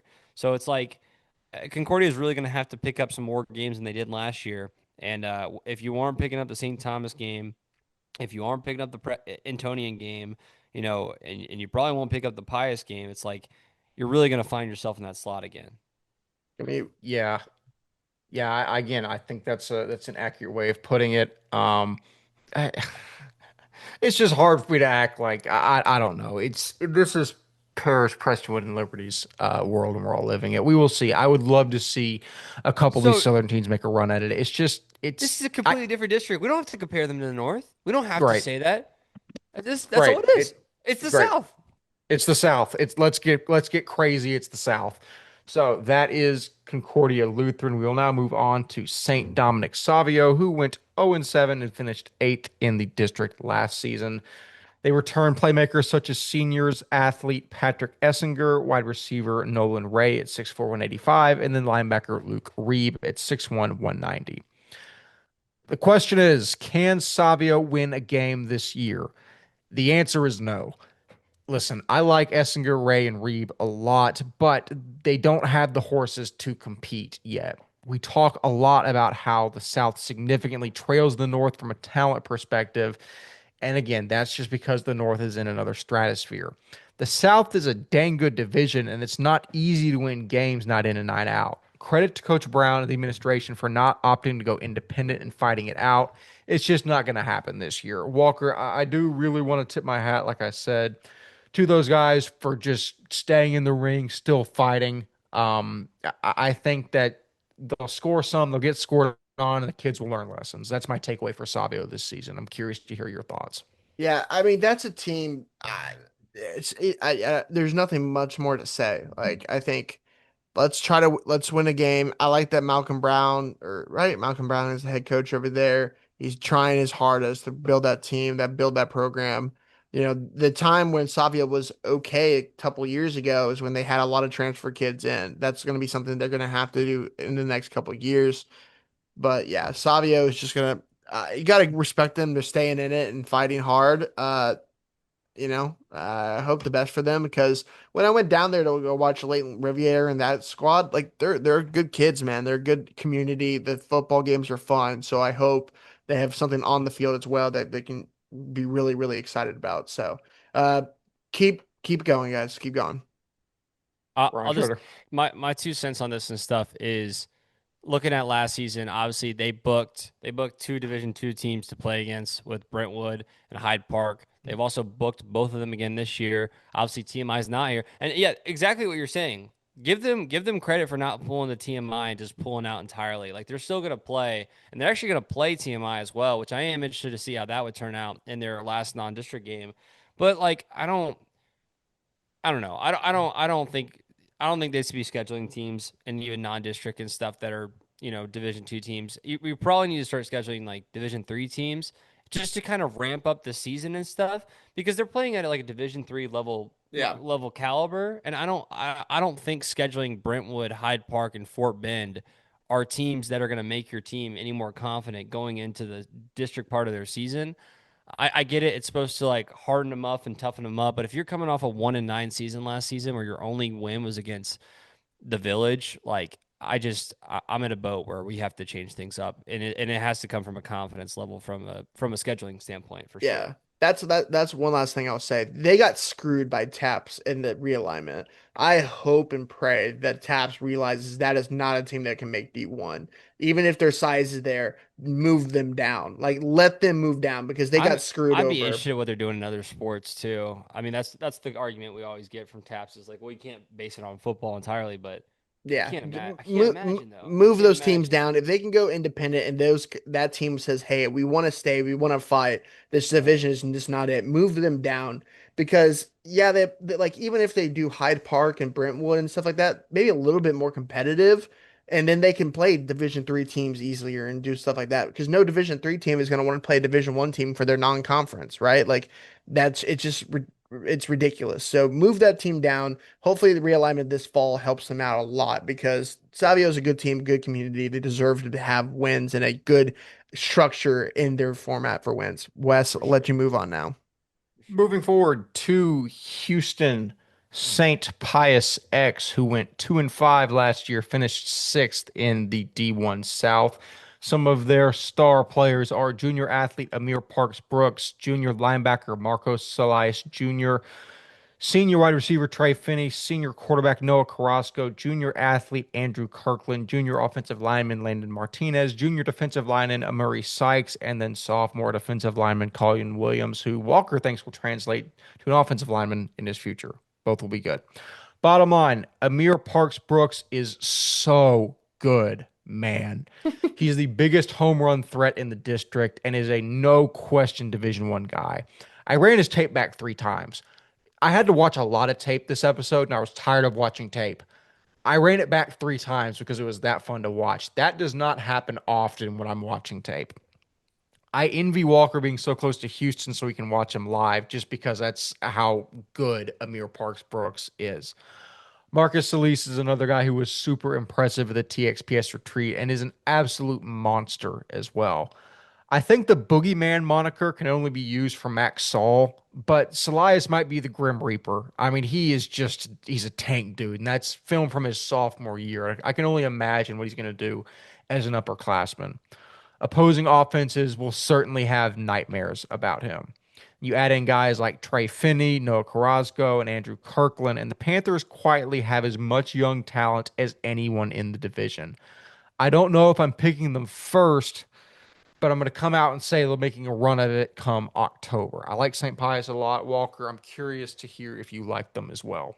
Like I said, because we talked about this in the spring after watching them and me going down there and be like, wait, they have this kid, they have this kid, they have this kid, and they look like a talented team. Now, say I'm gonna be a little bit frank with this one, okay?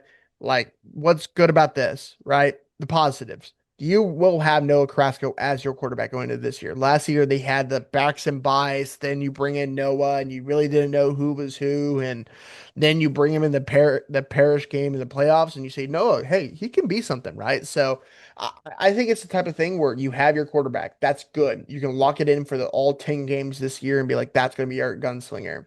Around him, they have a lot of big time guys on the offensive line, like skinnier guys, but 6'6", right? Like they have big dudes. So if you can get some weight onto them, you help them. They're young guys, so let them learn through experience. Let them go, throw them into the fire, let them learn, and you should have success for Carrasco, right? Another positive, Trey Finney probably will be the most talented athlete in that division or that district. I think I want to say that Obina Ume will be the biggest biggest dude, but Trey Finney is a double digit offers kid as a freshman. Like you're basically the thing about it is like Amir is unreal, right? Wes, I 100% agree with you. He's up there for OPOY this year, receiver of the year, right? I think he can be that caliber player. You have a second one in Trey Finney, who is just younger, which is even more terrifying. You have two Amirs for Noah Carrasco to throw to, and that just leads to success, right? Trey Finney needs to be highlighted. You don't get double digit offers as a freshman at Decaney and 6'8" Decaney, and then come over to St. Pius and don't be like, he might be good. He is going to be good, right? Yeah. So they have a lot of Division 1 talent. They have 5, 6 guys who can play Division 1 football at the next level if everyone puts together. The thing about it is that is what St. Pius, that's the negative. Last year, they were kind of in the same boat. They were young, right? When I went over the spring ball, they have a lot of young guys. Amir was a junior, right? And the stuff, or Amir was a sophomore. Salias was a sophomore. Carrasco was not really the quarterback, right? You had a lot of things happening. You have to put it together. This year and next year, you have to put it together because you have a team that can really be something this year. You just like you can't implode. Like you have the pieces to win games in taps. You just have to win them. You know what I mean? So that's the thing. Past couple years, right? Where just talking to people, it's like they have the talent, they just don't put it together. And then you watch them in the Parish playoff game. That first half, it's a two-score game with Parish Episcopal, and you're like, how's that happening? Right? Like this is the team where they have the talent, they have everything you need. They just have to win football games and put it together. If they do that, like we're going to show like later, we're very high on St. Pius. They can get back to the way of old if they put it together because they have all the talent in the world. They're probably the second talented team in that district and probably what fourth, fifth overall talented team in TAPPS Division One this year. That says a lot about St. Pius. Ryan Schroeder. I'm kind of I'm getting hyped up by Walker from the way he talks about St. Pius. So it's like I'm trying to like stay level here a little bit, but um I'll flip the script a little bit. A team that obviously finished last year, or let's call it, yeah, 3-7. Obviously they lose the parish game in the playoffs and stuff. Not a great overall season. But like Walker said, they were young. They were a young team, and I think this year is a great way for them to kind of flip the script. They're going to start out with a pretty good challenge up front to start the season with Woodlands Christian, and then they're going to get straight into what feels like a after a couple iffy or so games, they're going to get into what seems like a pretty decent part of their schedule with Houston St. Thomas at the start of the district. In my opinion, well, from what we just said, if Houston St. Pius can go into their non-district schedule, fight however much they can against Houston St. Thomas, and then finish out the rest of the year strong, there's no reason that this team can't be the second best team in this district. You'll obviously hear what we say later, but this is a caliber team for, like Walker said, I don't know. It's hard to say with the talent wise that they're like a top four team because I always just have to give credit to the three up top and then St. Thomas. And then I know Bishop Lynch has dudes now too. It's like, it's hard to go that way, but you're not wrong. They're right there, right? So it's like, I, uh, I'm with you. I'm with you on St. Pius. I think this is the year to bounce back, and they are going to be probably the highest riser out of any team we've mentioned so far. I think so as well. I'm very hyped up. It's definitely the most volatile pick. I think it's penthouse or outhouse for St. Right. Pius, and I'm going to Right. bet on penthouse. We will see. Moving on to the final two. Oh, sorry, the final team in the D1 South. The big daddy of them all, Houston St. Thomas, finishing 5-2 in district last year, third in the district. I have state finalist up there because that's a copy from our 2024 preview. They were not a state finalist in 2024. In terms of the athletes we're looking at, we have senior defensive lineman Obina Ume, senior running back Javon Waldron, sophomore running back Miles Stewart, senior linebacker Liam McCarthy, junior defensive lineman Rylan Kempson, senior quarterback Pierce Jacobson, junior tight end RJ Wilson, sophomore tight end Ben Creech, senior wide receiver Nate Tidwell, senior linebacker Alexander Pompilius, and then senior kicker Michael Taylor. Everyone pause and take a breath. Here's the bottom line. The South has an undisputed favorite moving into 2025. Did you clock how many names I just rattled off? When you think of St. Thomas traditionally, you think of a team that has so much talent, it's hard to even let all of them eat. We have returned to form in that respect. Duke commit senior defensive lineman Obina Ume is the TAPPS Miles Garrett. Literally. Prove me wrong. Someone get me that picture of Miles at Arlington Martin practice and tell me that's not the most accurate representation of Ume you have ever seen. It's exactly right. That being said, he's going to be an absolute freak. We've rattled on about him ad nauseum on the program. The backfield will be solid between Jacobson under center, Demetrius Pittman, and Talon Barkland behind him, with Waldron and Stewart toting the rock. Tidwell as a returning 1,000-yard receiver, R.J. Wilson and Creech with him at tight end, Kempson and Pompilius anchoring the defense, Michael Taylor boosting 50-yard field goals. St. Thomas isn't just going to win the district. They're going to take a crack at one of the big three in November. I mean, that's how talented this team is. And that's why we've been saying the entire time 2 through 6, 2 through 6, 2 through 6. One's locked in my opinion. Pius might have something to say about that if something goes crazy. In my opinion, St. Thomas is written in Sharpie at the number one spot. It's going to be very hard to remove them. Now, I almost said no, they don't have a Johan Cardenas. No, they don't have a Dante Lewis. I mean, they've got an Obina Ume, for God's sake. I mean, that's basically the same thing in terms of caliber of athlete.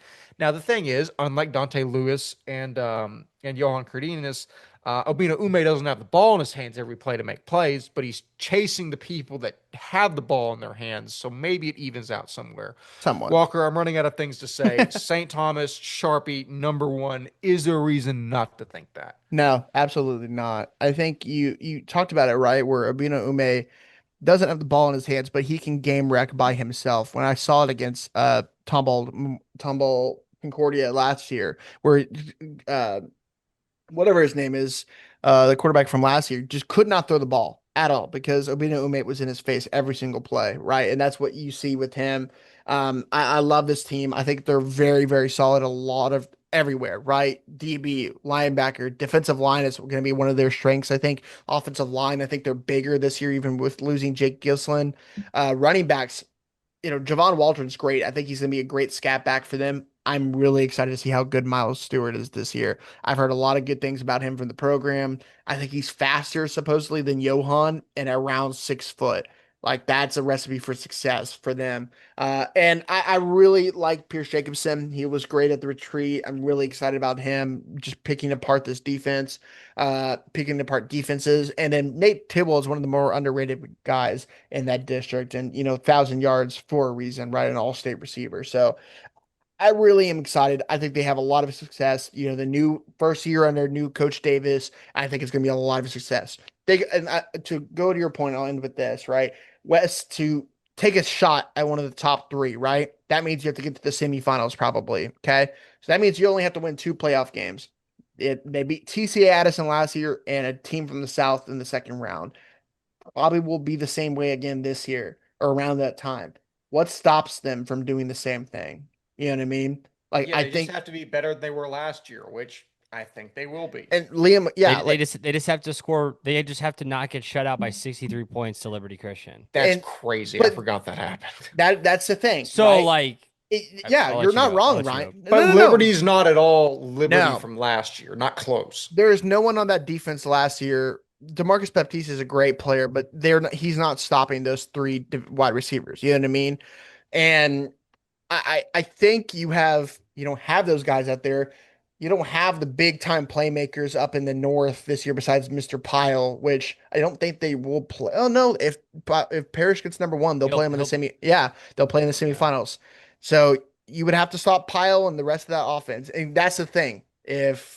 Well, no, No, you'll see him on the other side. If yeah, Paris finishes one, you'll yeah, see him on the Prestonwood state it would be championship. Prestonwood or Liberty against St. Thomas in the Sorry. playoffs. That's going to be interesting. Maybe I'll leave it like This is that. Parrish. Maybe. I mean, yeah. And yeah, so I'm gonna give my 2 cents here on this. You started out last season going 0-3 and 0-3 in non-district, and I think everyone counted Houston St. Thomas out.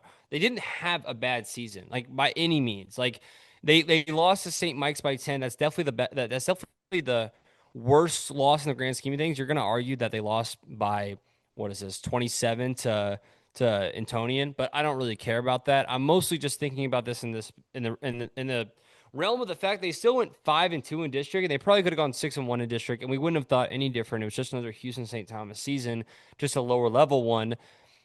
The problem is exactly what I just said. It's like the TCA win was not convincing. That's a 12-point win in the playoffs in the first round. That's not convincing in the slightest. And obviously they beat St. Michael's the second time around, which is why I'm kind of like, that's why I'm kind of saying it kind of even out eventually. But yeah, I mean, shut out by 63 to Liberty. And I do, by the way, y'all, they did have to, that was do y'all remember this when they had to go all the way up to Argyle to play them? Because of apparently that's how they were going to do those. They weren't going to do neutral site. You had to go to the site. So give the grace there. That's not 63 points grace, but give the grace there of that. that can't happen. And it, yeah. That cannot happen. And this team has to be so much better than, and we're about to see St. Thomas advance, and we're about to see Liberty decline, or whoever else decline. Are those two sides of the spectrum coming both directions to a point where is Yeah. Houston St. Thomas getting so much better that they're going to be better than one of those three teams, and is or actually one of they have to be better than the second place team, by the way. They have to be Yeah. better than the second place team in the North, which by the way is going to be extremely hard to do. And in that same vein, is that second place team going to come down from what it was last year? If it is, Prestonwood or Liberty in that scenario, honestly, guys, I don't think so. I'm going to be so straight up with you. It doesn't make any sense to me. I'm gonna tell you right now, Houston St. Thomas is losing in the semifinals. They're easily gonna win the South, no doubt in my mind. They won't lose three non-district games this year, and they definitely won't lose two district games this year. Actually, they'll probably lose to that Kincaid game's gonna be incredible. But like they're gonna win St. John's. They're gonna win this Lake Creek game. Like, and oh my gosh. Do y'all know that they play Prestonwood in a non-district game at the end of the year? They do. That's a fun one. That's Sure. a bold, like, hey, let's That's do a it type of yeah. thing. That's a Ray Davis move. Yeah. Yeah, exactly. But I'm just telling you right now, like, well, I didn't know they're gonna play Kincaid and Prestonwood. Okay, well, give me a break here. But they're gonna be way better than they were last year. They're gonna run the table in district. I just don't think they're getting out of the semifinals, and I don't think that's any. I know y'all think that they could crack it, but you're saying crack a top three team, not a top two team. So I guess y'all haven't said anything different either, too. Yeah. So, I mean, that being said, obviously we're very high on St. Thomas, and that will be the conclusion of the general previews. We'll get in some storylines here. I think it would be funny if we went over our 2024 storylines and see Oh, jeez. where we were at from last year. So I'll rapid fire all of these. The first one, Parish versus Liberty, must watch television. It was. This game was supposed to be on ESPN. I don't know what happened with that. It wasn't on ESPN. That's the way it went. We covered it though. We covered it. We You did saw cover it it. from us. You saw it from us. We're a bit more prominent than the World Wide Web of sports. But second one, will the South put up a fight against the North in the playoffs? No. 5-1. St. Thomas over TCA was the only win. Third one, how will Frisco Legacy, St. Michael's, TMI, and Savio do rising up into D1? Legacy went 2-4 and finished fifth. St. Michael's went 5-2 and finished second. Savio went 0-7 and finished eighth. Oof. Who has the better chance of causing chaos in these districts? The answer was no one. It was basically chalk. That's everywhere. That's everywhere though. That was everything. That Yeah, was everything. It was pretty chalk last year. You're not wrong. It's the answer Incredibly is chalk. in these things. It's always chalk. I Don't guess- ever get cute. I guess the answer would be St. Mike's St. because they got Mike's, yeah. but they got second, but they lost in the second round. You know what I mean? Gosh, So dude, it's yeah. all chalk. Okay. How does Lynch look without Legend Howell? Basically the same as if they had him. And that's no slight to Legend, but the impact was the same. With or Speaking of, without Legend. I'm very excited to see him starting at DeSoto this year and see. I what was he going to can ask, do. is he slotted to start there now with KR gone? Yeah, I believe he is. So I'm excited to see our guy, see how he does over there. Because I mean, that's 6A DeSoto. That's Yeah. good football. So Very good football. We will be following your journey with great interest, or whatever the Star Wars equivalent of that quote is. That we said we have elite quarterback play in Division One: Pulte, Sawyer, Quinn, Devereaux, Hobbs, Parsons, War Thomas Jenkins, Sweeney, Baez, Huckfelt, Tyser. I said this was accurate as long as we swap Hobbs with Glass. We were very wrong on who the Prestonwood quarterback was going to be going into that season. The next one was, how does Nolan respond with their young talent older this year by going 0-6 in district? Oh, rough day. Does Prestonwood have a chance to cause chaos with Parish and Liberty? Yes, They they did. do. that was good. They were a couple Good. plays away from truly causing chaos. Both Exactly. of them. Yeah. Antonian, St. Thomas, Concordia. Who wins district? Antonian. At least we got one of the three in there. And then the last one, St. Pius is young with a new head coach. Do they cause chaos in the South? No, 2-5. However, we might have been right just early Yep. on that one. Yeah, Just that's earlier. fair. That's fair. So there is that. So in terms of 2025, got some All right. light storylines. We'll rapid fire through real quick and then get to rankings and then get out of here. So for 2025, Does the South win more than 2 playoff games against the North this year? Walker. I want to give my More answer than so bad. two? I want to give my answer so bad. St. Thomas will win one. Does St. Pius win one? St. Pius would have to play like Concordia or like Lynch or Frisco. By the way, they're even in number of teams on both sides now. I don't know if that's going to make a difference in like the playoff structure. They both now have 7 teams each. We just won't have an El Paso Cathedral this year. Yeah, Um, that's wild. let's have some fun. Sure. Yeah. I think they win two. I think they win. So if the over under is 1.5, yes. Ryan Schroeder. Yeah, no, I'm so below it. I'm literally gonna have St. Thomas win their first round, then it's over. I don't know what anyone else thinks, but it's I think St. Pius will win one. I think St. Thomas will win one, maybe two. I don't know what the buys are going to look like. who I St. Pius guess have to beat? You think they're gonna beat? Because they could face like Addison, right? no, it'd be Legacy or Lynch, No, first which round. uh if Pius gets the 2 seed, they're going to play the 3 seed out of the North. Well, what Oh about first shoot. round? First round. Oh, What was the Yeah, first. It's gonna be first round now. Now they're all even now. There's not gonna be no buys. Low key, the answer is more now because Saint Pius will beat like TCA Addison or Nolan well, Catholic. hang on. If St. Pius gets the 2 seed, well, what is it? Top four go? They're gonna play the sixth. No, everybody makes it. Oh yeah, so everyone makes it. so okay, if Antonian if they do it exactly like last year, No, the no. number one seed would play Frisco Legacy in round, or they would play the winner of 2-4 and 1-5 in round two.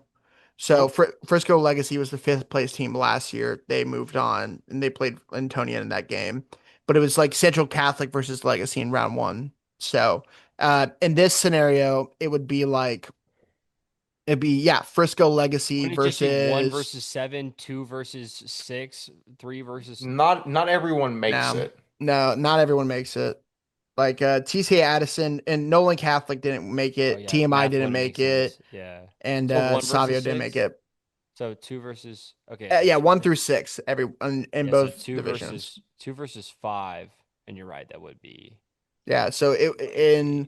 in how we would do it, Frisco it would be Oh my Frisco gosh. Catholic versus so yeah, the winner of Frisco Legacy You can't versus give. Yeah, yeah. exactly. You can't convince me Legacy can't beat St. Pius. No, that would be no, it would be Frisco Legacy versus St. Thomas in round two. If St. Pius was number two, they would play uh 1/6, which in our reality would be TC Addison. So St. Pius versus TC Addison round one. And Win. then win. Okay, yeah, And then I'm getting. they would play uh wait, no, sorry. Gosh, I'm getting confused. I'm pretty sure it should be Yeah, one should be St. Thomas against TCA Addison. It should be two St. Pius against five Lacey Christian. That would be what I would think it I'm would just be. sending you the bracket. Okay. So no, yeah, so St. Pius would play the winner of in our reality Antonian TC Addison, which I don't know who even wins that game. Probably Antonian. So Antonian versus St. Pius in round two, and then they would play probably the Parish Episcopal in round three. This is the problem when you have 7 teams on each side. It's Yeah. just this is Anyways, not the point. I'm taking over. yeah. I'll say Cool. less than 1.5. I feel like I'm gonna say less than 2. Oh, give me a push. That's what I'm gonna say. Bet a different line than y'all. Moving on to the storyline number 2 for the most valuable player. Are we looking, if you had to guess now, given the available options, Witten, Pyle, Ume, or Amir Parks Brooks, or write in your own favorite? I'm going to pick Jalen Pyle. I know Cooper Witten is a freak, obviously the highest rated out of the bunch. Jalen Pyle is a monster. He is the biggest playmaker, bar none, in the division. Anytime that we cover a game, he goes nuts. He gets a clip that goes viral, basically. The answer is the Michigan man, Jalen Pyle. I was gonna say the Michigan man. Give me the Michigan man, Jalen Pyle as well. That's my answer. 5-star Cooper Witten. I mean, I don't It's not a wrong answer. I don't think it's close Whoa. either. I think he has an Whoa. unbelievable season this year. I like, dude, it's I don't like linebacker. He's going to make up opposing offensive coordinators tremble in the night. Like, Right, but he's facing some really good offensive lines in Parish and Preston. I'm not saying I his only don't job's care. going to be to. Okay. I don't care. Like he's gonna be Kyle's not facing as good of defensive backs no as. offensive lineman is gonna understand. Like they won't understand what they're facing until they I see it. think the And I think the Prestonwood and Parish ones will. I think they're that good. I think you're underestimating Cooper Witten. You don't have an Again, I want to make it really clear. I like Cooper Witten. Don't use this clip against me. I think he's a legit 5-star guy. Uh, I like everyone. no, I'm friends with but everyone. you also have I to. think everyone's going to win MVP at once. We're going to give MVP Oh, to shut up. everyone in Oh TAPPS my But one. my gosh, also thing man. is that Cooper Witten also is going to play receiver for them, and he's going to just dominate on that side of the ball I too. feel like we've been That's so hearing true. that for a long time, but I He, don't know if that's ever actually going to happen. dude, he was awesome all year. He caught like 2 touchdowns in their first game when I watched him against Fort Bend, Yeah, and he we'll did. see. That's also Fort Bend. Yes, but he had big games against. He had a It is game Fort against Bend. St. Thomas. He caught games. He got caught touchdowns against Parish, right? Like I'm not making this up, right? Did he? I think so. Like he had a big Well, games, man. we'll come back to I'm that. But sorry Yeah, that yes, I'm yeah, yeah. sorry that I'll he check didn't the. have to be I'll check the contributor tape. as the wide receiver 4 when you have 3 other D1 guys. Like we will see this year because obviously he's got the talent to step up. We'll just see how much they're going to use him on the yeah, offensive side of the ball. Next storyline: Are we returning to 2023, where ultimately is less of the big three and more Parish versus St. Thomas? Ryan shakes his head. No, elaborate, please. No, I was gonna try to fact check this, but in this game, Cooper Witten had 14 receiving yards total against Parrish and 1 catch. So I don't think it was that game. was it a touchdown? No. I don't know. Is it Not the state game. I don't mean the state no, game. the regular season game? Yeah. That's what I pulled up. Okay. Never mind then. What do I know? Uh, Um, to but answer, to, hey, I was gonna say just really yeah, yeah, go quickly, for it. no. And the reason why no is because of what I just said about 5 minutes ago, where it's like, yeah, it's like I don't think they're not even better than the two of the teams. Maybe the third place team in the North, but they're not even better than the top two. There's no way. St. Thomas is not that caliber, in my opinion, and that's no disrespect. That's just exactly what I think in this scenario. I'm gonna say no as well, but slightly or no, I guess. I don't know. I just think Parish versus St. Thomas was just unbelievable, and I think honestly, Yes. I'll go to my grave, Loki, thinking that St. Thomas should have won that state championship game if they had a fully healthy Johan Cardenas, but he got hurt the week of the state game, and that just you just can't have that. Um, but um. But that was a St. Thomas team that had like 8 D1 guys or like 10 plus guys that went and played college football, right? Like they don't have that probably this year to that level. We've raved about Dante Lewis forever, but St. Thomas can be a very competitive team this year. I just do think they're still under the big three a little bit. Yeah, I wrote this question and the answer is closer to yes than it was last year, clearly, but it's still the storyline is the big three in the North. So moving on, keeping in the St. Thomas vein, can anyone come for St. Thomas in the South? We mentioned that St. Pius could be knocking on the door. I'm going to answer my own question and say no. I'm going to reiterate the fact that um, St. Thomas's name is written in Sharpie in number one, and I don't think any of the Mm. other teams have an eraser, Walker. That's Or tough. I think they can. I think it. oh, I would write it in Pencil. pencil, but like really detailed pencil, like maybe some cursive. You know what I mean? That so you that's like. just saying what I said, but hedging your bet at the same time. No, I think that remember last year if you watch our preview a year ago today, about St. Thomas. We said clear cut St. Thomas is the number one favorite in this district, and then everything turned bad. We've never been right about anything. I know. So I'm not gonna say like it's a clear cut thing when I I said will. the same thing last year, but I think it's gonna be I think you can have some great penmanship in that writing them down, if that makes sense. Like you can do some cursive, you can do some art, little swirls and stuff. I think it would be a lot of it would be very hard to say they're not the like clear cut favorite. Yes. Now, listen to the reigning pick champion carefully when I say that there's no one talking to St. Thomas. This is St. Thomas up here. Everyone always wants to be like, "Oh, I'm nice to St. Pius and stuff." No, St. Thomas is a step above, and I'm not afraid to say that. I'm the only one that creates arguments with schools on here to the betterment or to not the betterment of this podcast. And I honestly think that although St. Thomas, I it's a two-sided sword though, because I'm saying St. Thomas isn't good enough for the top three, but I'm also saying they're higher than a lot of their competition in the So South. you're just your overarching storyline is the South is bad. I don't think that's a crazy thing to say at all. I think a majority of our audience would also say that as well. Like A I majority of don't. the North would, and I don't want to get too deep in the weeds here. The South is significantly worse than the North, but it doesn't mean it's bad. There's still plenty of decent teams in the South. The North, as I've said about three times in the episode, is in a different stratosphere. But Yeah. that's the St. Thomas question. Moving on, are Prestonwood's transfers really that bad if they're retaining their whole offensive line? I'll answer my own question first by saying not really. I know we bumped them down for number one overall because of how good Matthew McLean, and then French Love and LJR. But that offensive line, I go back and forth between them and Parish. Prestonwood has the best offensive line in the state. Like I said, I don't think it's that bad. I don't think you can put anyone at running back and be fine. But as long as my athleticism or better, you're probably all right if you can throw them behind those guys at Prestonwood. I don't think it's a big deal, Walker. I think I agree with you. I think it also depends. Like the running back of Shaw and Taylor are going to be fine. I think the question will be the outside receivers. I know they have two guys in.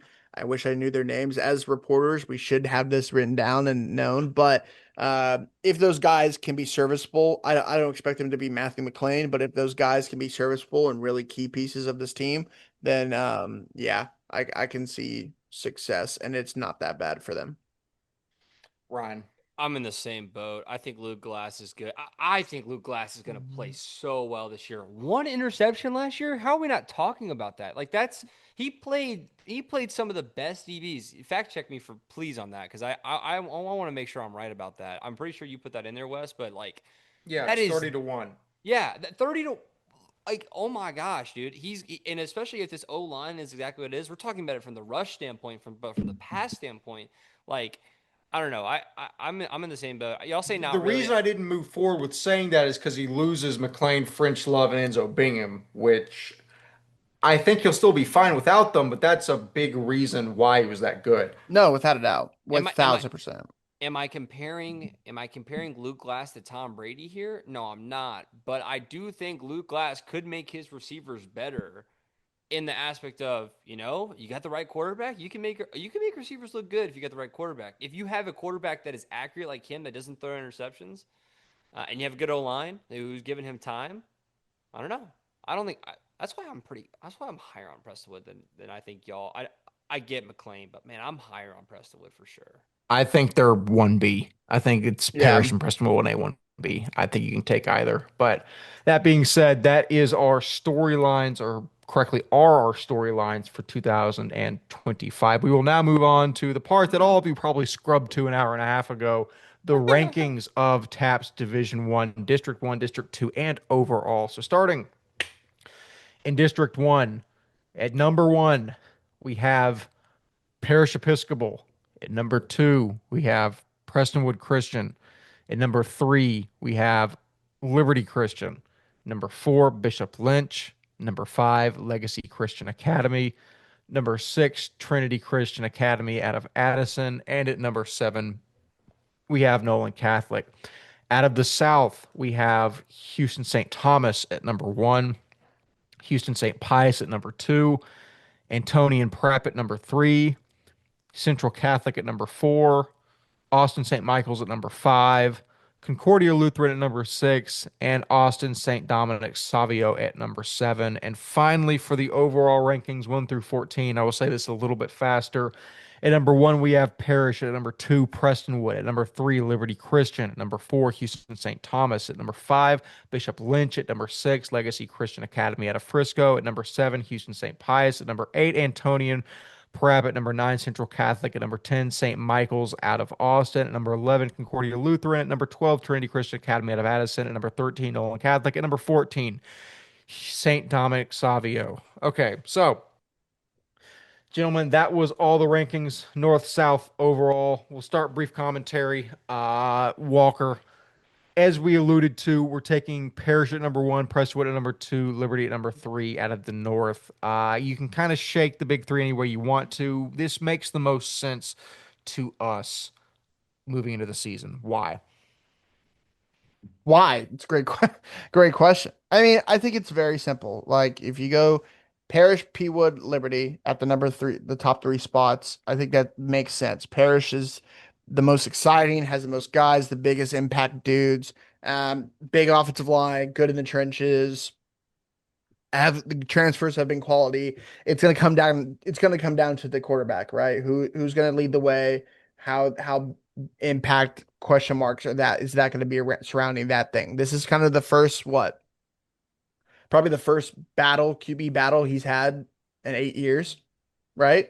Like that's difficult. That's interesting for a new head coach, or not a new head coach, but new for Novikov, right? So that's gonna be the interesting thing. But I think overall they're the best team equipped to make the state title run and win it. Prestonwood McLean, biggest weapon is now gone. That is interesting. How does that play a role, right? And I think that kind of just the big playmaker is gone. We have to move him down to D2 because of it. The playmakers, that's going to be the question for that Prestonwood team. And then Liberty, they lose a lot. You lose 6 Division I guys, you have to be knocked down a couple pegs, right? It has to happen. And that doesn't mean they can not fight and compete for a state championship, because I still think they have the best quarterback and the best pure player in that whole division. And Cooper Witten and Quinn Murphy. That's a lot. That takes you a long way in football, right? So, and then St. Thomas. St. Thomas is the best team in the South. I think they can fight the team. They have Division I talent on that roster. How much does that compete? And then the rest is kind of the mix, right? The Lynch, the Legacies of the world, right, are the middle of the pack teams in Division I. They're always going to be better than the South teams. St. Pius is the team that we think is going to make the lunge this year, right? Is the bold take, right? They have the talent, they have the pieces, they should make the run with just talent alone. That's what we're going to expect them to be.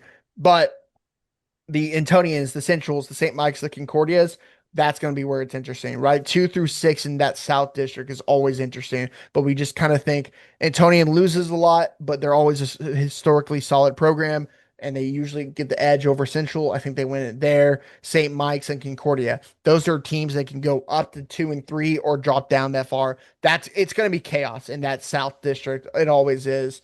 You know, this was a team that we thought St. Mike's was going to be the bottom last year. They get second place. This is how it's going to be. One team in that from I think 3 through 6 is going to cause chaos and go higher than you think and beat a team like St. Pius when they shouldn't beat them, right? That's what's going to happen. But that's kind of how we think. Concordia was 5th last year, lose their best quarterback they've had in a while. They go down a little spot. St. Mike loses a lot. They move down. Central stays the same-ish. They stayed the same. Antonian loses a lot. They move down. That's kind of the basis of the thing. I think it's pretty good ratings by us. I think we do a good job.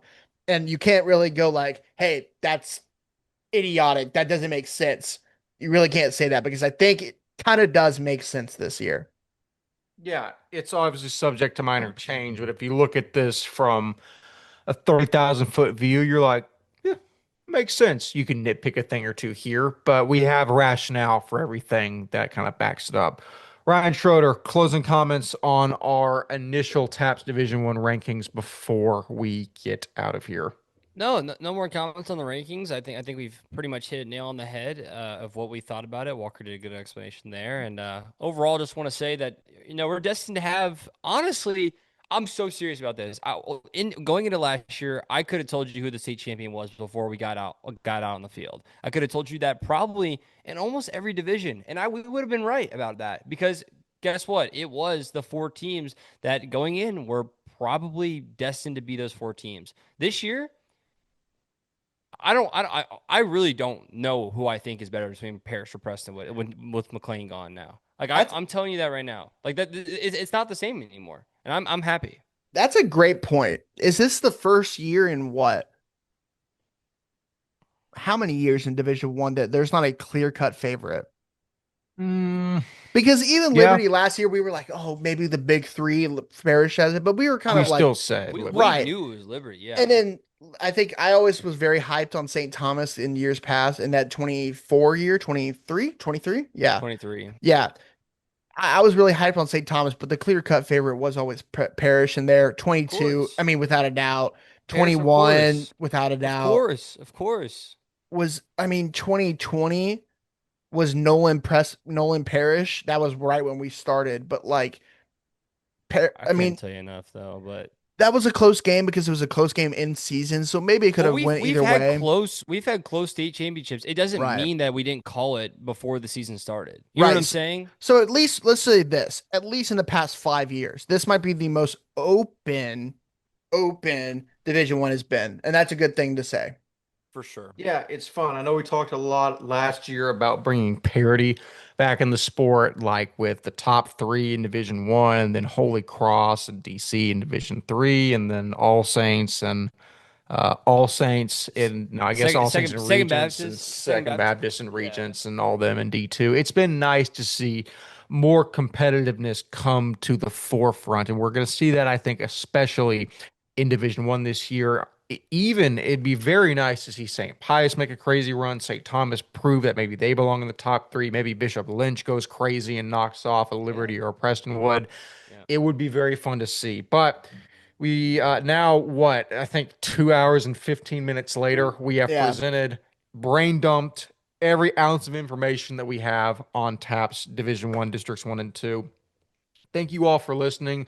We will be back in your feed relatively shortly with the TAPPS Division Two preview coming shortly. But with all that being said, I have been one third of your hosting crew, Wes Tolleson. Walker Lott and Ryan Schroeder have fantastically been themselves. We will see you in the next episode. See you later.